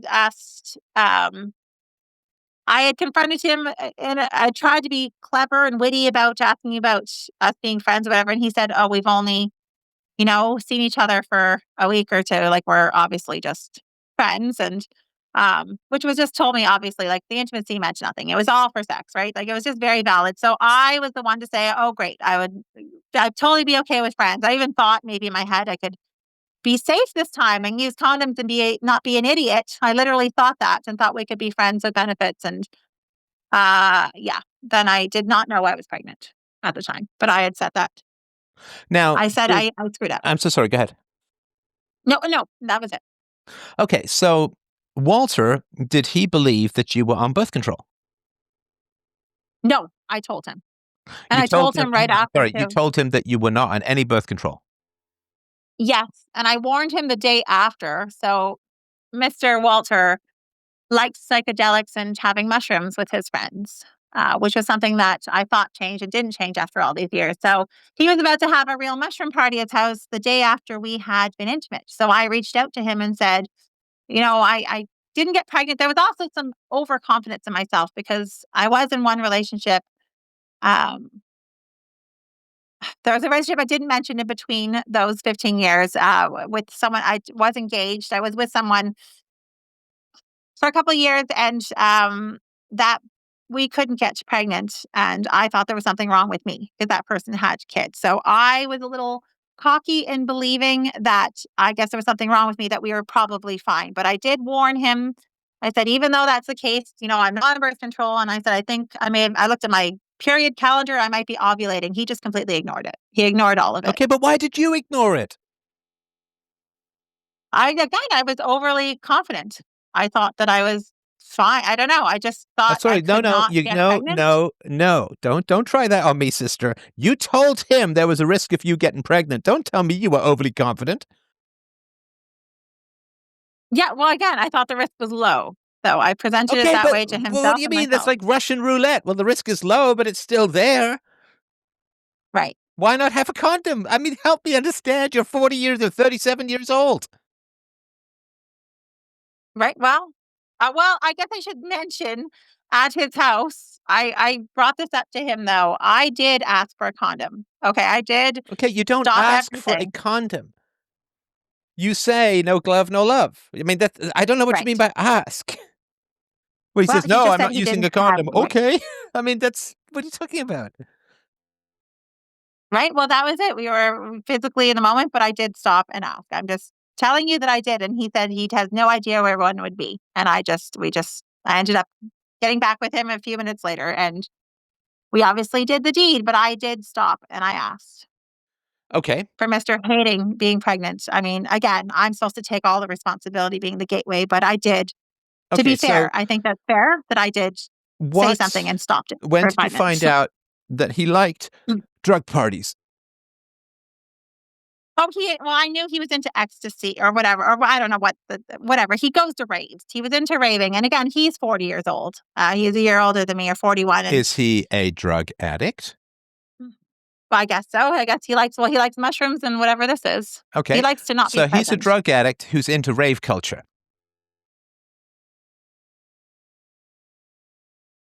Yes. And you're trying to tell me there were no red flags until after you slept with him? Well, I didn't know he was still into it because we didn't talk about that till after we had been intimate. And the flags started popping up gloriously. Sorry, did I he thought that lie he was about that? You'd say, hey, what you been up to? Oh, I'm enjoying rave culture. I do drugs. I mean, did he just lie about that? Or did you not ask him what he no, did with he his never time? brought Or it up, and I didn't ask him. I didn't think I thought from everything else he had told me about his being in the military and being wanting to help people and all these things. I just thought that he was just far more mature than when we first dated years ago, because he always talked about it and was always into raves. So I just assumed you that he assumed he was was no longer into raves or drugs, right. but he was. He was. Okay. And were there any other indications that he was not living the most mature life in existence before you slept together? Any life circumstances Um, or anything like that? um, no, it was hard for me at the time. The only thing I can say, I didn't see it as a flag, but he was against the vaccines. He just um he sounded like he sounded a little, I don't know how to say, oppositional, I guess, but I thought that was a great quality. And not liking rules, and in relation to the COVID stuff. And because I had asked him about party, and again, he didn't tell me it was a mushroom party, but he said, I usually keep to myself. I asked him if he was socializing during this isolation crap, and he said, or is he adhering to all the crap? And he had said, no, not really, not that they. And he said, I do have the odd party or two. He didn't say drugs or anything. He just said, I might have a few friends over, a small party or friends over. Nothing that anyone would notice when I asked about him adhering to stuff. So, Okay, so he was into raves when you knew him, raves and drugs when you knew him 8 years before, right? right, And then you assumed that that was all over. right. Okay, had he had stable adult relationships? Yeah, well, he says he gets together. He said he got together with these friends regularly. I mean, I let's didn't talk know. dating though. So he said he had one relationship since I had last seen him. That lasted, I guess he said about 3 years, and then he had been single. And thought he was like me, that something had fallen apart and just stayed single. I didn't So he was, deeply think the players. sorry to interrupt, he was your age, right? Yes. So he was your age, and the longest relationship he'd had was 3 years? I guess I never asked him his longest, to be honest, in all of our dating, so I don't know. But that was the longest he had between those 8 years or 7 years. Well, I mean, if you That knew him almost 8 half years of it. ago, you probably would have had some idea of his relationships back then, and you would have had some history or knowledge. So it seems likely that his longest relationship was 8 years, right? Um, I guess. Sorry, I his don't longest know. relationship was 3 years. It was 3 years, sorry, okay. 3 years. Yeah. Sorry. Okay. And the reason I'm saying all of this is that you gotta get used to how to vet guys, because Well, I don't trust myself, so I just don't date. That's well, my it's problem. not. Hang My on, hang history. on, hang on. It's not all about you. Who am I talking about? My daughter. Well, and eventually your son. So you have to figure out how to vet people because you're a parent. Now, it sounds like your Well, I have daughter's to work. got something pretty solid going on, which is good. Maybe it'll work out. Maybe it won't. But, when your son, in 10 years, which will pass before you know it, he's going to be starting to get interested in dating and all that kind of stuff. So you got to figure out how to vet. And, also you're 40, right? I mean, I assume you don't want to be single for the next 45 years. Yeah, no, I don't. But well, I mean, one thing is I'm against the mandates and the stuff, and I don't want to be with someone who is for all of that, and that's very difficult nowadays to date. When vetting has become even harder. I have taken part in some groups and trying to find people that are like-minded, involved fathers. Like I do have these checklists, but I usually give up. But I have made attempts. So tell me what you Gosh, mean when I say you're responsible for getting pregnant and you say that tells me that I deserve it. I wasn't quite sure I followed that, and I'm sorry if I missed something, but if you could tell me a little bit about that so I can understand your thinking that way. Oh, sorry. No, it's okay. Big hug, sister. None of this is critical. I'm just trying to understand.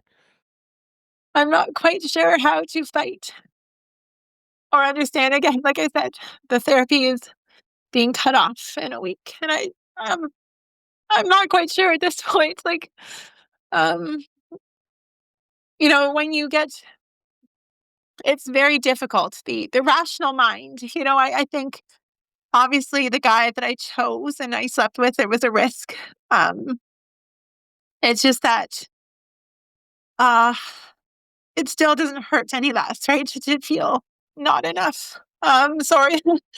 um, so it's very easy for me to take offense. I'm really hard on myself, and this is why I don't want to date. I don't want to be with. Not that I don't want to date. I do put myself out there, but I get. I don't know. I lack a lot of self-worth.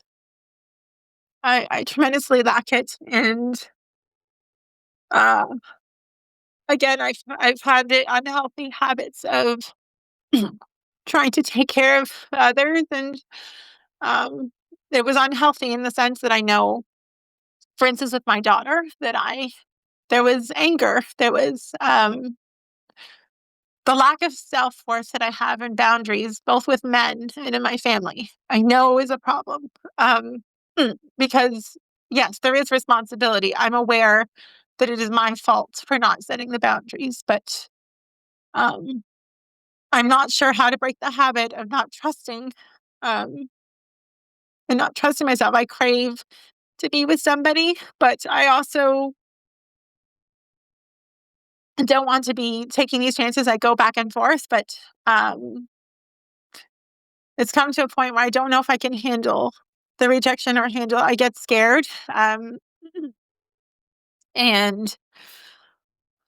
I just, it's hard for me to take that responsibility when I'm craving affection or I'm craving to be with someone, especially someone who's like minded and wants to live healthily and being against this crap that's going on, it feels a lot more lonely. So when I think of healthy and stuff, I think of my postpartum weight gain, or that, that I'm alone, or that I have this, I don't have some phenomenal career at 40. I'm going back to school. I'm trying to do these things. I just have all these things that suggest that I feel like I'm not enough. And I think this is why I continuously settle. And I lack my impulse control. I know that. And I don't feel safe, which is why I stay single or don't touch anyone for a while. But I haven't quite figured out in those moments of wanting to be intimate or wanting to be around with someone, why I let that go. I let the impulse take over because I've just allowed myself celibacy for so long that I just crave it. Um, and then I feel shame. And then, yes, it will not allow me to admit because I feel vulnerable, and the shame that has caused me to be alone craving it is the same shame factor that comes up when it's to admit that I let my impulse take over in irresponsibility when I'm just craving affection. So the Well, only way I listen, know how to I think it's wonderful to crave affection, like we're social creatures, right? But you're not getting affection. That's the issue. So craving affection is understandable. We all crave that. We crave. I mean, when I was a kid, I knew old women who would invent ailments just to go and talk to the doctor for 5 minutes. They were that lonely. It was really quite tragic. So what I'm trying to understand is, as men don't get this. We don't understand this. So I'm right on the edge of sort of what I can comprehend. So most men don't have the ability to subsidize relationship with sexual access. Right? I mean, because there are just very few men that women would just, kill and die to have sex with or whatever, right? So women have this ability to say, I'm interesting because I might offer sex, right? Yeah. That subsidy is quite dangerous, as you know, right? Because so my question is, how do you feel if you don't have the ability to offer sex? So let's say you reconnect with this guy you knew in university or in education like 8 years ago. Walter, his name was, right? We made up that name. So you reconnect with Walter and you say to Walter, listen, no sex for at least 3 to 6 months. I really have to get to know you. I have to understand your virtue, your character, your stability. And so put it out of your mind. If we enjoy each other's company and we like each other, and I find out you're a good guy, I'm not anti-sex, but I don't want to have that dangling about at the beginning because it's a girl has to be careful in this wide, rough world, right? So what happens if that is the situation? Is Walter going to want to date you?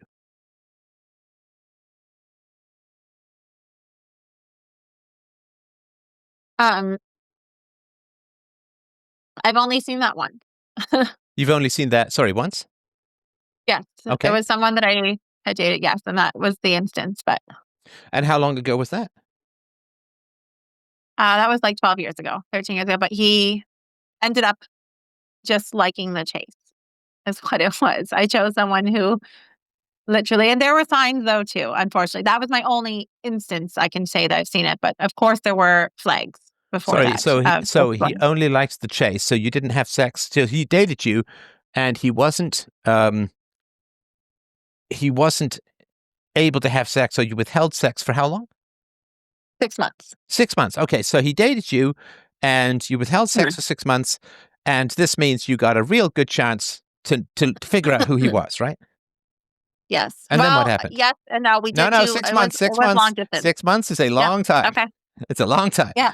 Okay, so what Hmm. happened after 6 months? You had sex, and then what happened? Um he this is gonna I'm gonna be honest with you. It was horrible. Right before after 6 months, and I was like, this is the night where I felt like this would be official. I thought this guy obviously cares. He would drive so far just to see me. I hadn't even kissed him for months. And Wait, you hadn't I had, kissed? Hang on, you hadn't kissed him for months? yeah, for the first 3 months, I didn't even kiss him. Were you? I was Were so, you dating or were just hanging out? well, he was pursuing me. It was very known. We would go to dinner dates, yes. Dinner dates. And he lived in No, New don't worry. York. Don't give me Like, a name. Don't give me a name. So he lived far away. You would go on dinner dates, and what? You would hold hands but not kiss? yeah, we just were just very friendly with each other. And I Hang just on, hang wasn't on. No, no, letting him no. in. Friendly is not what I'm. So he was pursuing you romantically, right? Yes, yes, he was. And you were playing very hard to get, although you already had a child. Yes. Well, I was not sure of him. He would seem like a bit of a, what the flag was for me is he's very well put together. He's said all, like, he was very intellectually stimulating, which I really enjoyed in our conversations. We had a couple hours distance and he was across the border, just in Niagara region, but he seemed, I picked up that he enjoyed his time of being single, in the sense that he kept saying he wanted a relationship, but he wanted to travel all the time. And uh, so he traveled a lot. He almost seems like a vagabond in the end. And I don't know. I wasn't sure. But then so I dressed that flag up in my own mind as that maybe I'm too clingy. I took things that, guys I had slept with before had thrown at me, or wanting, and when I wanted a relationship and something stable. So I just dressed that up as maybe it's just me. This man, but he really did not.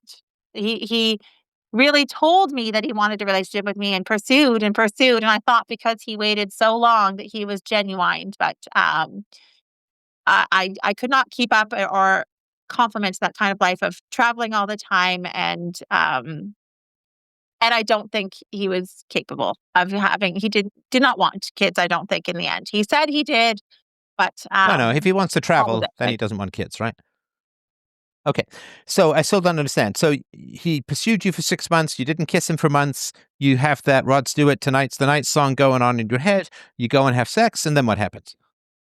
Well, right before we had sex, so that's where it was. Is I could have sworn, and my friend validated it after we had slept together, that he gave her quite the hug, where like his hand seemed to be hugging her butt, and said it was accidental. And I was shocked after Sorry, all this time. sorry. I just want to make sure I understand. You know these stories, I don't. So right after you had sex, he gives your friend a hug in some social situation and grabs her butt. Yeah, right before we did. Right Even worse. before you had It was right sex. before. Oh, Okay. absolutely, it was before. Okay. I So right regret this. before, hang on. Right before you have sex, he grabs your friend's butt. When hugging her. Yeah, I understand. Yeah. Okay. Yeah, So yeah. then, hang on. When did she tell you? She just looked surprised, and I thought, yeah, she did. She didn't say anything to me. I was the one to approach her the next day, because I began to Oh, feel she didn't insecure tell about you that. that he grabbed her butt before No, you I had saw sex. it. No, I visually saw it. Oh, you saw it. Okay. So why did you have sex with a guy who's grabbing your friend's butt? I don't know. It's something I asked myself. I don't know. I have no idea why. I can tell you I think, why. Would you like to know why? sure. Because you don't know the value that you provide without sexual access. You're not confident that you provide value without sexual access. So you're like some rich guy who has to keep paying for his friends to come on his vacation or yacht, or like he's got to send them Ubers, and he's got to have the Cristal, and he's got to have the Viper room, and he's got to have like all of this stuff, right? So for you, okay, and if I'm wrong, okay, if let's say a quality man, what's your favorite male name? I don't Chad. know. No, just anything. Um. Okay. I don't. Christopher. There we Christopher. go. Okay, got it. So, Christopher comes along, and he's smart, wise, virtuous, together, and his wife was killed in a horrible hot air balloon accident or something like that, something honorable where he's single or whatever, right? And he is skeptical and critical, but warm and so on, right? So what do you feel, no sexual access, right? What do you feel that you have to offer him as a female? Um. Well, I am very big about this is a hard one for me because I get scared to say it, but the I'm opposed to what happened. I take it very seriously what we went through as a country and globe with what happened with the COVID stuff. So one is that I think I have despite my inability to set boundaries with men, I set boundaries with the country and to protect my child and myself. So I guess it's I guess I offer that Okay. I guess Now, that do you outspokenness know and what protection. Christopher is going to say in response to that? You say, I care about the country, I care about the future of my children, and so on, right? What would Christopher say in response? I would like to say that he thinks that's great. No. Christopher will say, that's all well and good, and I appreciate that, but if you care so much about your children, why don't you choose better fathers for them? Because I didn't know how to choose. Well, you were 37 years old. You can forgive the 21, right? But you were 37 years old, having unprotected sex with a guy who turned out to be a drug addict, rave guy. So I'm telling you because these are the kind of vetting questions that quality men are going to be asking you. Because quality men want to protect their hearts, they want to protect their assets, their income, right? Hmm. I'm not saying you're some gold digger, but that's just, so quality men are going to ask you tough questions. And I think those tough questions are painful to you. And if it's any consolation, they're painful for me as well. When I get asked those tough questions, it can be harsh for me as well. So I'm not saying that, you're in some uniquely, like everybody has difficulty with those tough questions, right? Now, if you are I'm not saying dangling sex, but if sexual access is on the table, are men more or less likely to ask you those tough questions? Less likely. Right. So a lot of times women will dangle sex and men will dangle money, right? So I get that, right? I mean, the last guy sounds like he dangled money a little bit. But women will dangle, because I'm talking to you now, right? So women will dangle sex in order to avoid the tough questions. So what would you say to Christopher when he says, if you care so much about your children, A, why do you tell me that you yell at them? And B, why is your relationship with your daughter so bad? And C, why didn't you choose better fathers for them? And what would you say? Um, but I am a work in progress that I was even able to admit to you is a sign that I at least can acknowledge that I've made these mistakes. And that if you're searching for someone who is childish and has made great decisions, I highly doubt they are single, but they may be out there. But I may not be for you if you can't accept that I'm a work in progress. So either you want to be with me, knowing that I'm able to admit these things, and I've been single for all these past few years because I don't want to make that mistake, and I see something within you. But if that is not something for you, or you're questioning my judgment, I can understand. And um, I guess that's not. I wouldn't be for you because I can't undo that. I can just assure you that I don't have any more children, and I'm hoping to do things right, which is why Well, I at 40, haven't that may too not many be, answers I for mean, her. that may not be a choice, right? Who knows, right? Who knows how fertile Right. you'd still be, but Mhm. okay. So a quality man, what do you think? And listen, I appreciate the answer and I respect the answer, but tell me, what do you think Christopher is going to think of?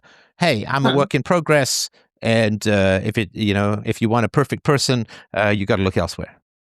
What do you think? How do you think he will respond to that? Well, it depends on how much he likes about what he's learned about me or what he actually sees. If he can only see those flaws, I would also suggest that that is an insecurity on his end. to only see those flaws. No. You That do not start insulting Christopher, because that's just going to drive him away, right? Okay, like, this. Well, you have to take everything about me, or you're just insecure. That's not going to work. That's not going to work on Christopher. Okay, so I can tell you what Christopher would ask you next. Are you ready? Yeah. Are you ready? Okay, this one is tough. So Christopher would say, "It's my understanding that you got quite angry with your daughter, and you also get quite angry with your son. Is that right?" Yes. Okay. So tell me what you have said and done to your daughter and son that you regret. I yell, and And what do you say? particularly with my daughter, I just yell at their behavior. I name their behavior in a loud voice, that's stupid, or that they are stupid or acting stupid, and I shame. I shame when I yell. Okay. So you call your children stupid, and what else?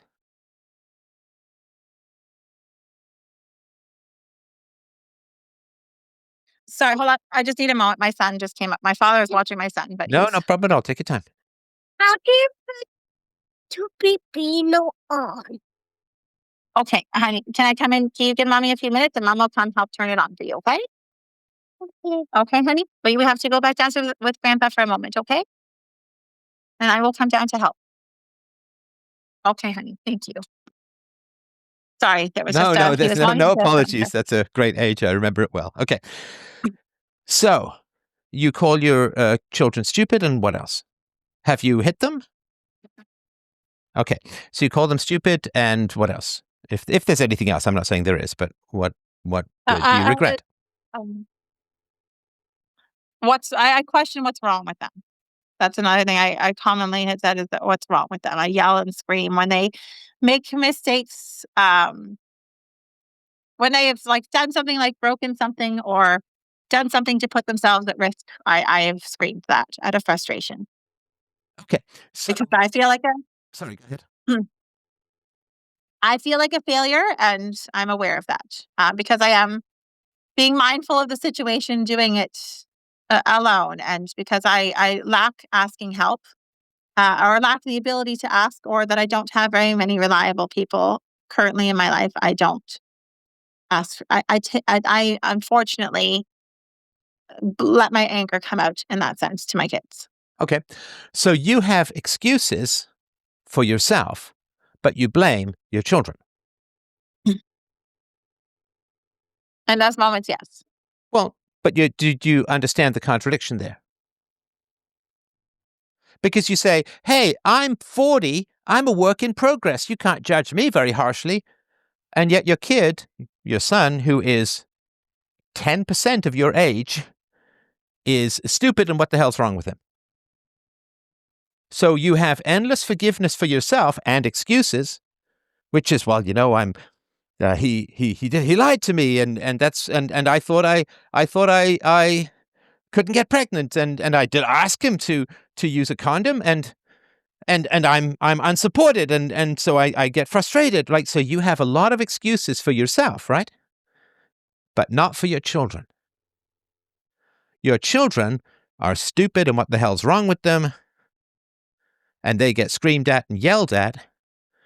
But for you, you have this magical portal of excuses. That is really hypocritical, right? In other words, if you could take the same excuses you apply to yourself and apply them to your children, you wouldn't be yelling at them, would you? And well, if I wouldn't be yelling at them at all if I was in a rational state of mind. Well, no, see, Because now we are you're in a giving, state of now, hang rational on, without hang emotion. on, hang on, hang on. Now you're giving yourself another excuse called, "I'm in an irrational state of mind." But if yelling and screaming at your children and calling them stupid is excusable because you're in an irrational state of mind, why isn't what your children are doing also excusable because they're in an irrational state of mind? With much more excuse, because they're kids.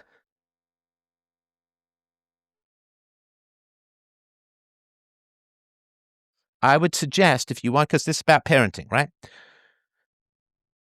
You can't have it both ways. You can't say, I'm a work in progress. I'm stressed. I feel unsupported. And give yourself all these excuses and then rage at your children for the mistakes they made. That is the contradiction that is tearing you up. And that is the contradiction that will keep good men away from you. Because if they see you giving endless excuses for your own bad behavior, okay, tell me something wrong. What was the last thing your son did that had you yell at him? What did he do? He had thrown his shoes out the window on a country road highway. And why did he do that? Well, can you stay? Right here. No, but I mean, jump, he sweetie. didn't just wake up from a nap and decide to throw his shoes out the window. Was he upset about something? Was there a conflict? Why did he throw his He shoes was out the window? curious. We were in the car, and he just was curious, and I had asked him not to. I saw the shoe, and I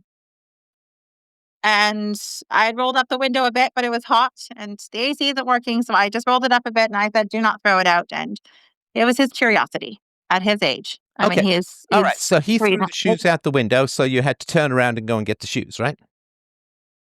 No, we were on the highway road. I couldn't. I had just said, he Bye-bye to started the to shoes. scream.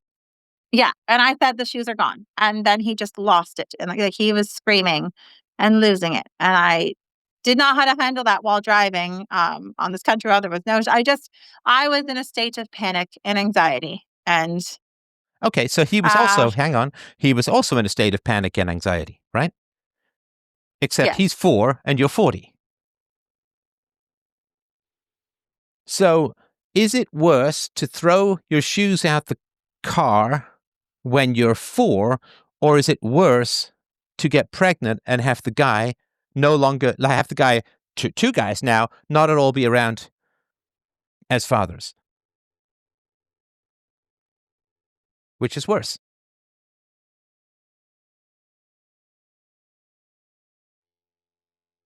I just Which is I worse? just Come on. rhetorical. Which is worse? Throwing your shoes out of Me the car at the being age of 4, or twice getting knocked up by guys who ghost you? And the first guy beat you while pregnant. Which is worse? You're very good at shaming me. I'm not trying But to yeah, shame you. that's it. I'm trying to get you to unshame your kids. I'm not trying to shame you. It's not about you. This is about your kids. Which is worse? Throwing your shoes out of the window or having unprotected sex with 2 men who turn out to be terrible fathers? Not even fathers. Absent. Now, I'll answer it for you because I know it's a tough, and I'm not trying to shame you, but what I am trying to say is you forgive yourself for almost infinitely worse behavior than what you condemn your own children for. I don't forgive myself. I punish myself by not being around anybody because I think I'm a horrible person. That's why I haven't touched a soul. Hang on. And you'll hear this when you listen back, and I hope you will. The number of excuses you gave me, because I said, what do you say to Christopher? And you said, well, I'm a work in progress and I'm not perfect. And these men lied to me, and you've given me a lot of excuses.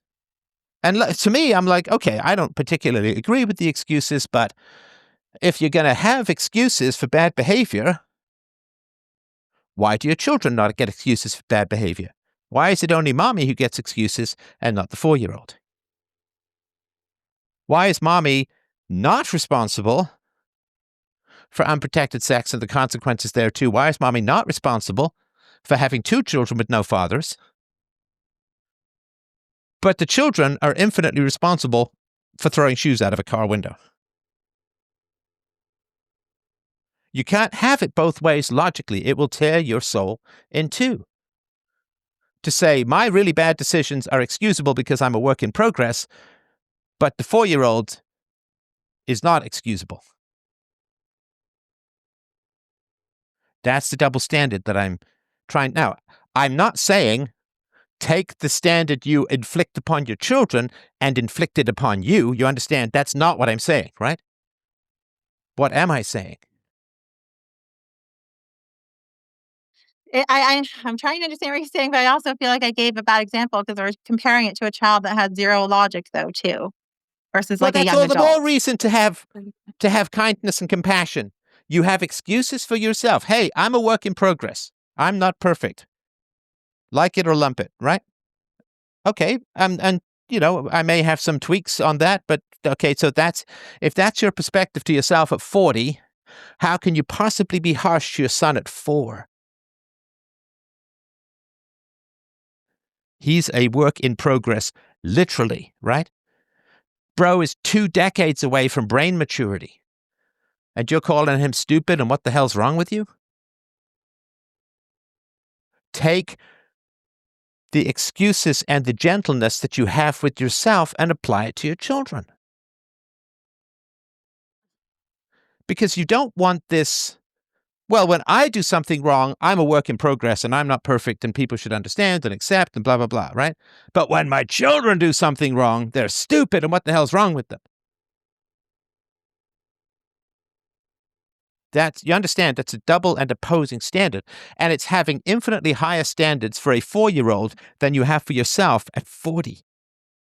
But that's not entirely true. I guess I'm having a hard time. I'm going to tell you what I'm seeing and hearing from what you're Of telling course, me yeah, is yeah. that after I yell, I do validate. I apologize and say that I shouldn't have yelled. I do validate my child. I say, Mommy's angry. I know you're feeling angry inside.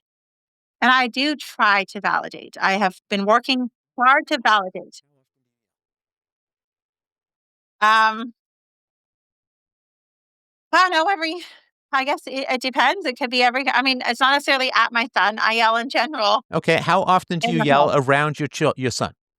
Okay, like I guess every few days. Okay, so every few days, your son sees you yelling and calling out and screaming and stuff, right? Yes. Okay. So you yell. Do you know why you yell? It's not to do with stress or pressure or blah, blah, blah. Do you know why you yell? I just I feel overwhelmed. No, I just no, need a it's not release. that. It's not that. That's another excuse. I mean, your son feels overwhelmed and you still yell at him. So being overwhelmed is not an excuse. Because if it was an excuse, it would be infinitely more applicable to your son and you wouldn't yell at him, right? I mean, 4-year-olds get a little bit more overwhelmed than 40-year-olds, right?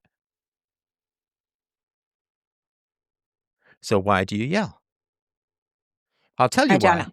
Well, let me ask you this. Have you ever yelled at your children and called them stupid when you were at a mall? I have yelled. Yes, I have not name called, Okay, but so I you have haven't said that what's name wrong with called. you? Would Okay. you? If there was a policeman right in front of you, would you scream at your kids and call them names? No, I would Of ask them course what's not. wrong with. I would still do them what's wrong. Yeah. Of course not, right? So you're perfectly capable of controlling your temper. If you were angry at your kids and somebody said, I'll give you $1 million to not yell at them for 5 minutes, would you be able to not yell at them for 5 minutes? But No, no. I Hang on. don't think I No, could. don't ignore the question. You can at least tell me you're going to ignore it. If somebody says, hey, I'll give you $1 million to not yell at your kids for 5 minutes, would you take that money and not yell at your kids for 5 minutes? Well, of course, I don't yell at them every day all the time, No, so it no. would be easy Let's say you were really angry and about to yell at them, and someone said, I'll give you a cool $1 million if you don't yell at your kids for 5 minutes. Would you be able to swallow your rage and not yell at them? Sure. You would, right? Okay. So the reason that you yell at your kids is one reason and one reason only. It's because you give yourself permission to yell at your kids. Now, if there's a cop standing there, you don't give yourself permission. It's not out of your control. Let's say you're 6 months pregnant and someone comes along and says, I'll give you $1 million to not be pregnant for 5 minutes. Could you take that? No. Right. So that tells you that being pregnant is outside the realm of free will after you're already pregnant. So the reason why you yell at your children is one reason and one reason only. And no, this is notwithstanding the trauma and the childhood stuff, but that's close to a quarter century ago. So that's not as imminent and pressing. The reason you yell at your children, my friend, is because you give yourself permission to yell at your children, and that's it. And if there's a cop standing there or somebody's offering you $1 million, then you won't yell at your children. It's because you give yourself permission to yell at your children. If you imagine a cop in your house 24/7, right? Or if there was a cop in your house, or, imagine, I'm not saying this would ever happen, but imagine some child protective services worker comes over to check on your kids. Will you scream at them and call them stupid and ask them what the hell is wrong with them? No. No. So you're perfectly capable of not yelling at your children. The reason you yell at your children is not because you're overwhelmed, because it would be kind of overwhelming to have a cop right in front of you or a child protective services worker right in front of you. You'd still feel overwhelmed if somebody offered you $1 million. It would still be, you'd still have the same feelings of being overwhelmed or whatever, but you would find a way to stop it. So overwhelmed is an excuse. The reason you yell at your kids is you give yourself permission. And the question is, why? I mean, how did yelling at your daughter work out? Well, did you get what you wanted? No. No. I mean, she's estranged at the moment, right? Yeah. Okay. So it doesn't work. So why are you doing it with your son? I don't know what to do. I'm overwhelmed. Hang on. You know what not to do, which is if there was somebody there with authority, you wouldn't be yelling at your kids. So I should allow myself to be under fear to control me. No, you should not yell at you should not scream at your kids and call them stupid. You know that, right? I'm not telling you anything you don't know. Like, nobody ever looks at a parent screaming at their kids and calling them stupid and says, wow, that's some great parenting. I gotta try and figure out how to pick that up, right? And you're not happy about it. You're not proud of it afterwards. You feel wretched, right? Yes, but I've also come to admit it. Most people, like the parent that raised me the same way, will never even apologize, validate, or acknowledge they made a mistake. Where I am validating, I'm admitting it, I'm being vulnerable, and I'm asking for help. And No, you can't. You is can't ask for help. Hang on. me. You can't ask for help from your kids. That's not fair, right? I'm not asking for help from you. I'm asking help from you, and I'm not understanding what your approach is here because I feel like you're shaming me more. Like I don't. I'm not shaming I you. feel like I'm not shaming you. Listen. If shaming is so bad, my friend, and I mean this with all sincerity and all compassion, I really do. If shaming is so bad, why do you shame your children? Because I do it to myself. Why do you think I'm not good enough to date? I fucking think I'm a horrible person. I don't want to be with anyone because I'm horrible. I don't know what to do. Okay, so you feel like a horrible person because you yell at your children. For everything, I feel like a failure in total as a human. Okay, so that's more honest than the excuses, right?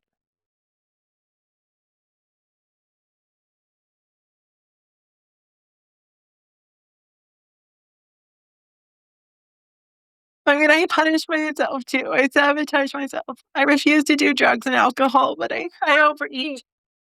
My son's here. No, I don't. What happened, Mom? Mommy's just a little sad, honey. Can you go see Grandpa, honey? Why? Yeah, we can just be a few more minutes. I know you've got to take care of your son, and I don't want to interfere with that. And again, big hugs and big sympathies. I'm fighting as hard as I can for you and your kids, right? I'm not trying to shame you. What I am trying to do is get you to stop yelling at your kids because that makes you feel ashamed. No, I don't want to. I've thought that I'm incapable, that I should just give my son up because I'm at the point where I don't know. I don't know. I don't have answers. I don't know what to do. Do you know what's on the other side of maternal aggression? Like what's below all of that yelling?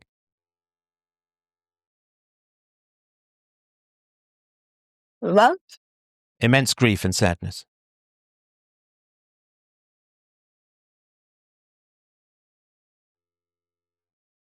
And also, the other thing that happens when we make excuses, and you do, and listen, we all do. I'm right there with you, right? I mean, I'm down to the trenches with you. We all make excuses, right?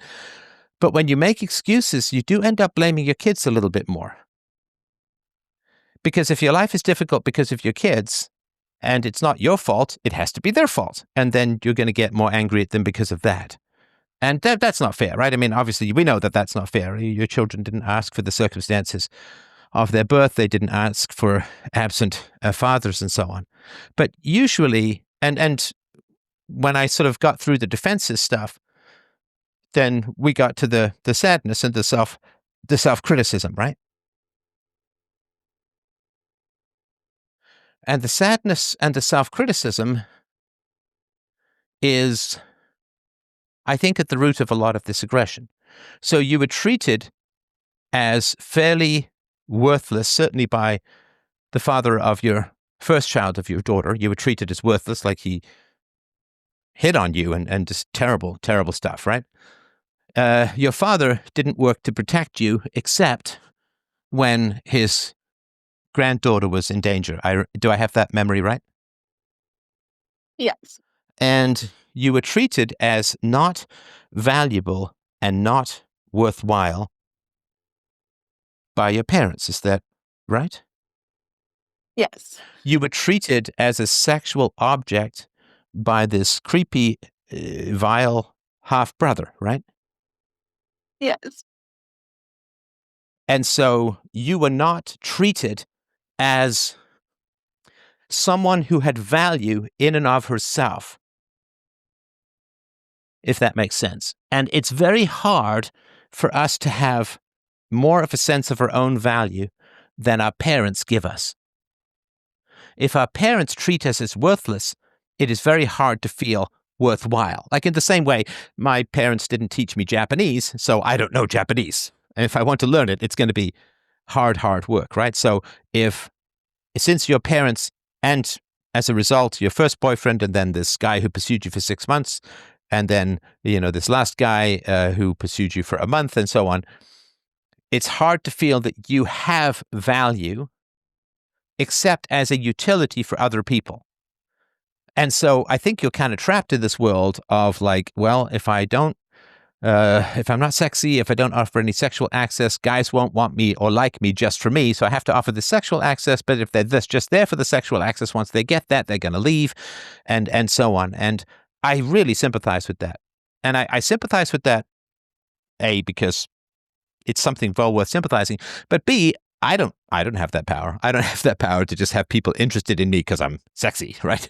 Although I am sexy, but that's a different matter, right? But so I don't have that power, and men don't really understand that power that women have. But it is a way of trying to deal with a feeling of worthlessness, and it is a way of saying, I only have value insofar as I have utility for other people, right? Maybe I'm a punching bag. Maybe I'm a sexual access person. Maybe I provide 80 hours a week of work. Like I just have to provide value to other people in order to have anyone in my life.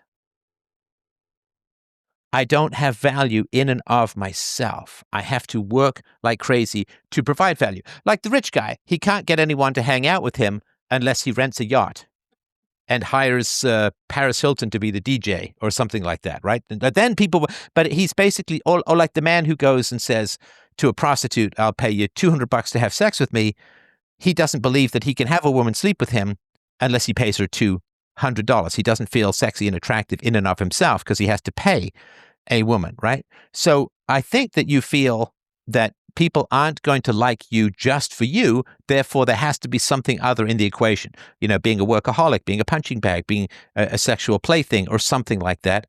And that's really tough.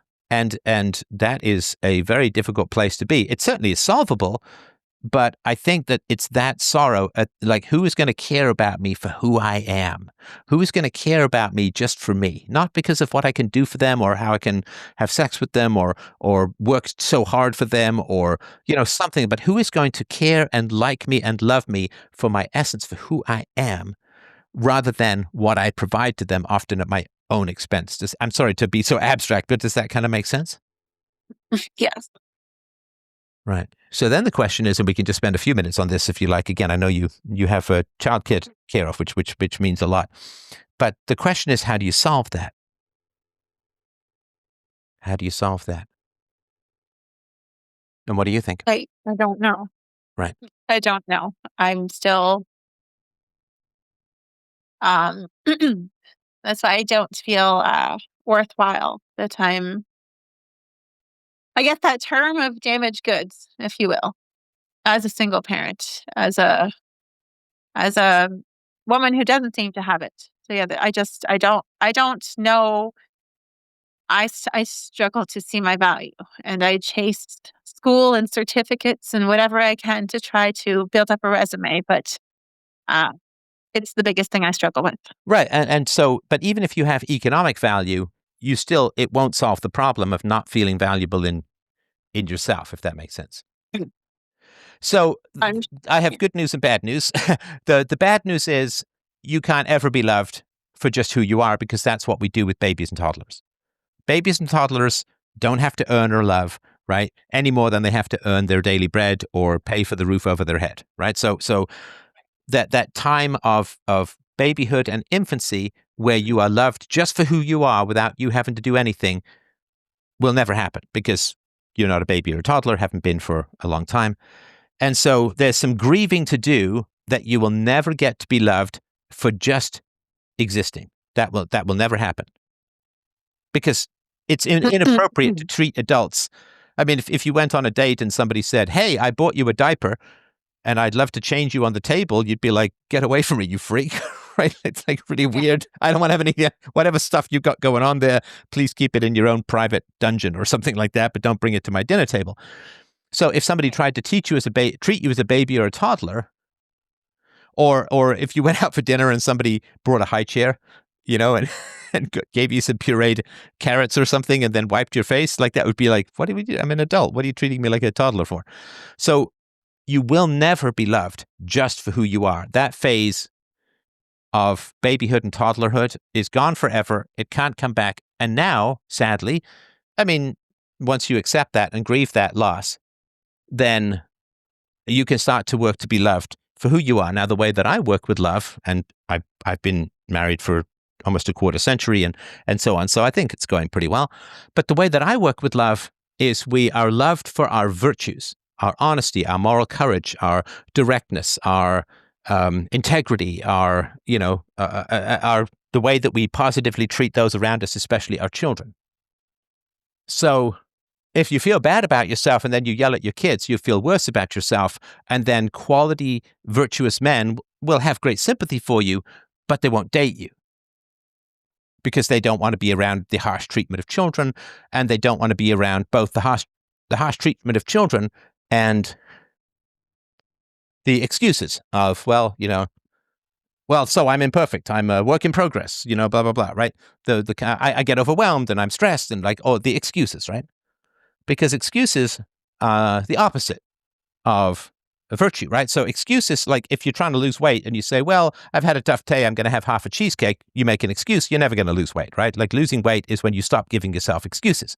It's the same thing with exercise. If you know you need to exercise, but you don't do it, I've got a bit of a headache, it's like, then you just make up excuses and you'll never actually exercise. So I'm a big enemy of excuses. I mean, for children, yes, obviously, and for you as a child, nothing but massive sympathy. But if you start taking away the excuses and say, excuses are promises of repetition. Whatever I excuse, I give myself permission to do again. Right? So if some guy cheats on his wife and then he makes up all these excuses, well, we haven't had much sex lately, she's not hugely affectionate, blah, blah, blah, blah, blah, I'm kind of lonely, I'm in another city, is he setting himself up to do it again? Yeah. He is, right?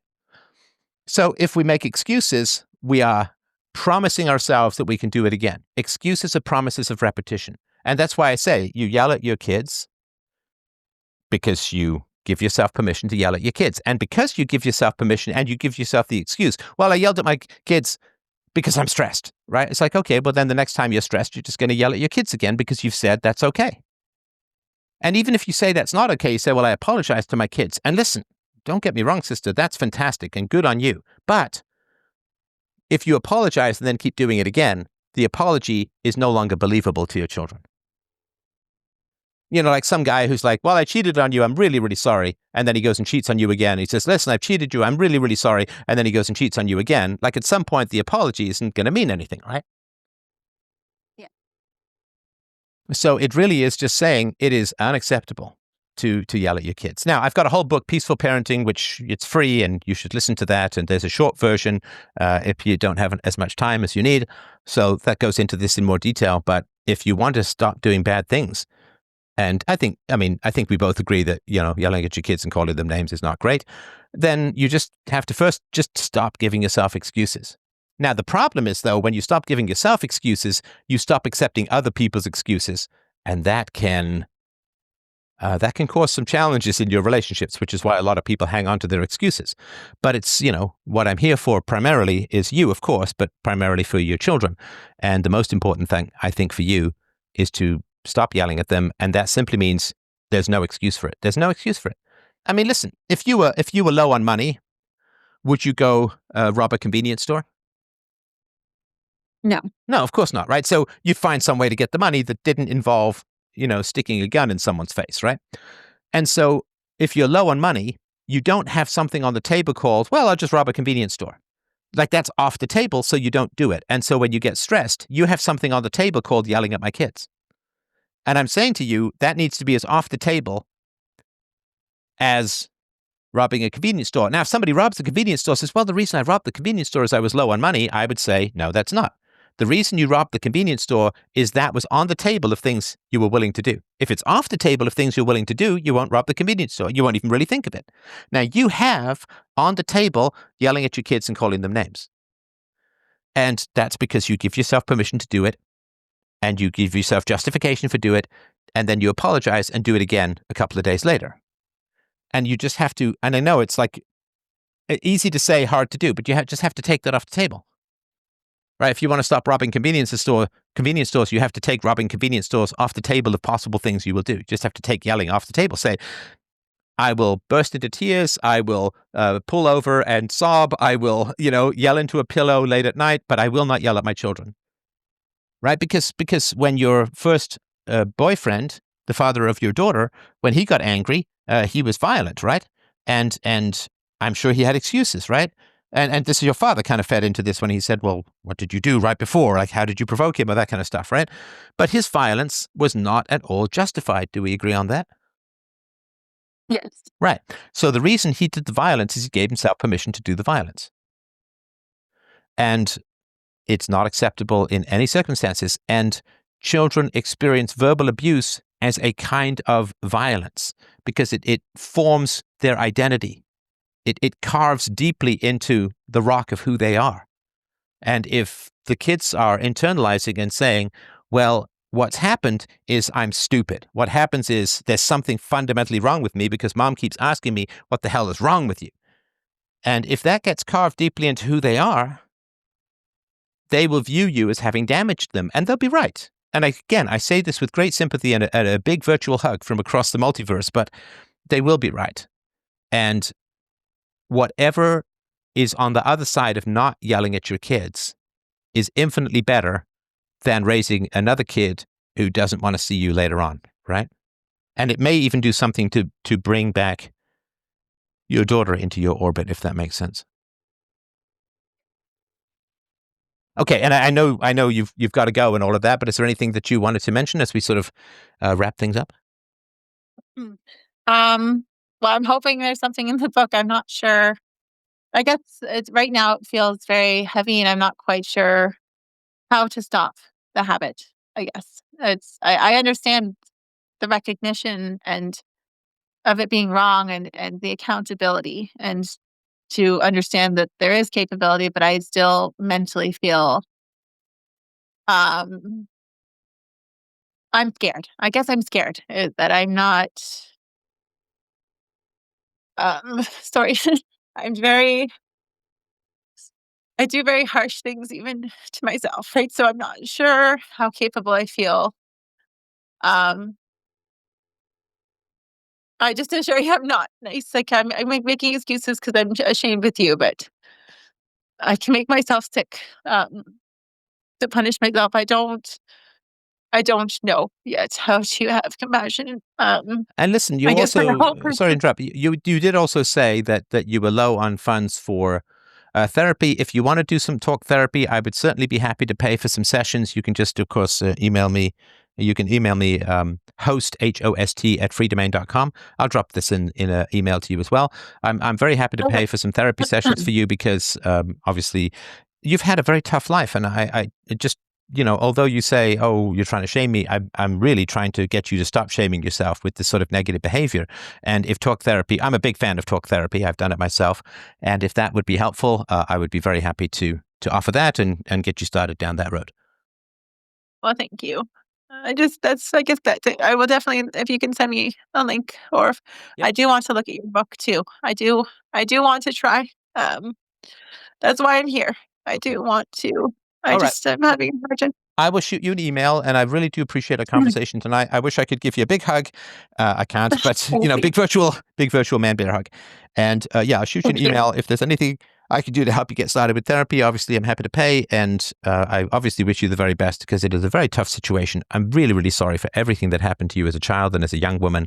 It certainly can get better, and I hope that you find value in the free book.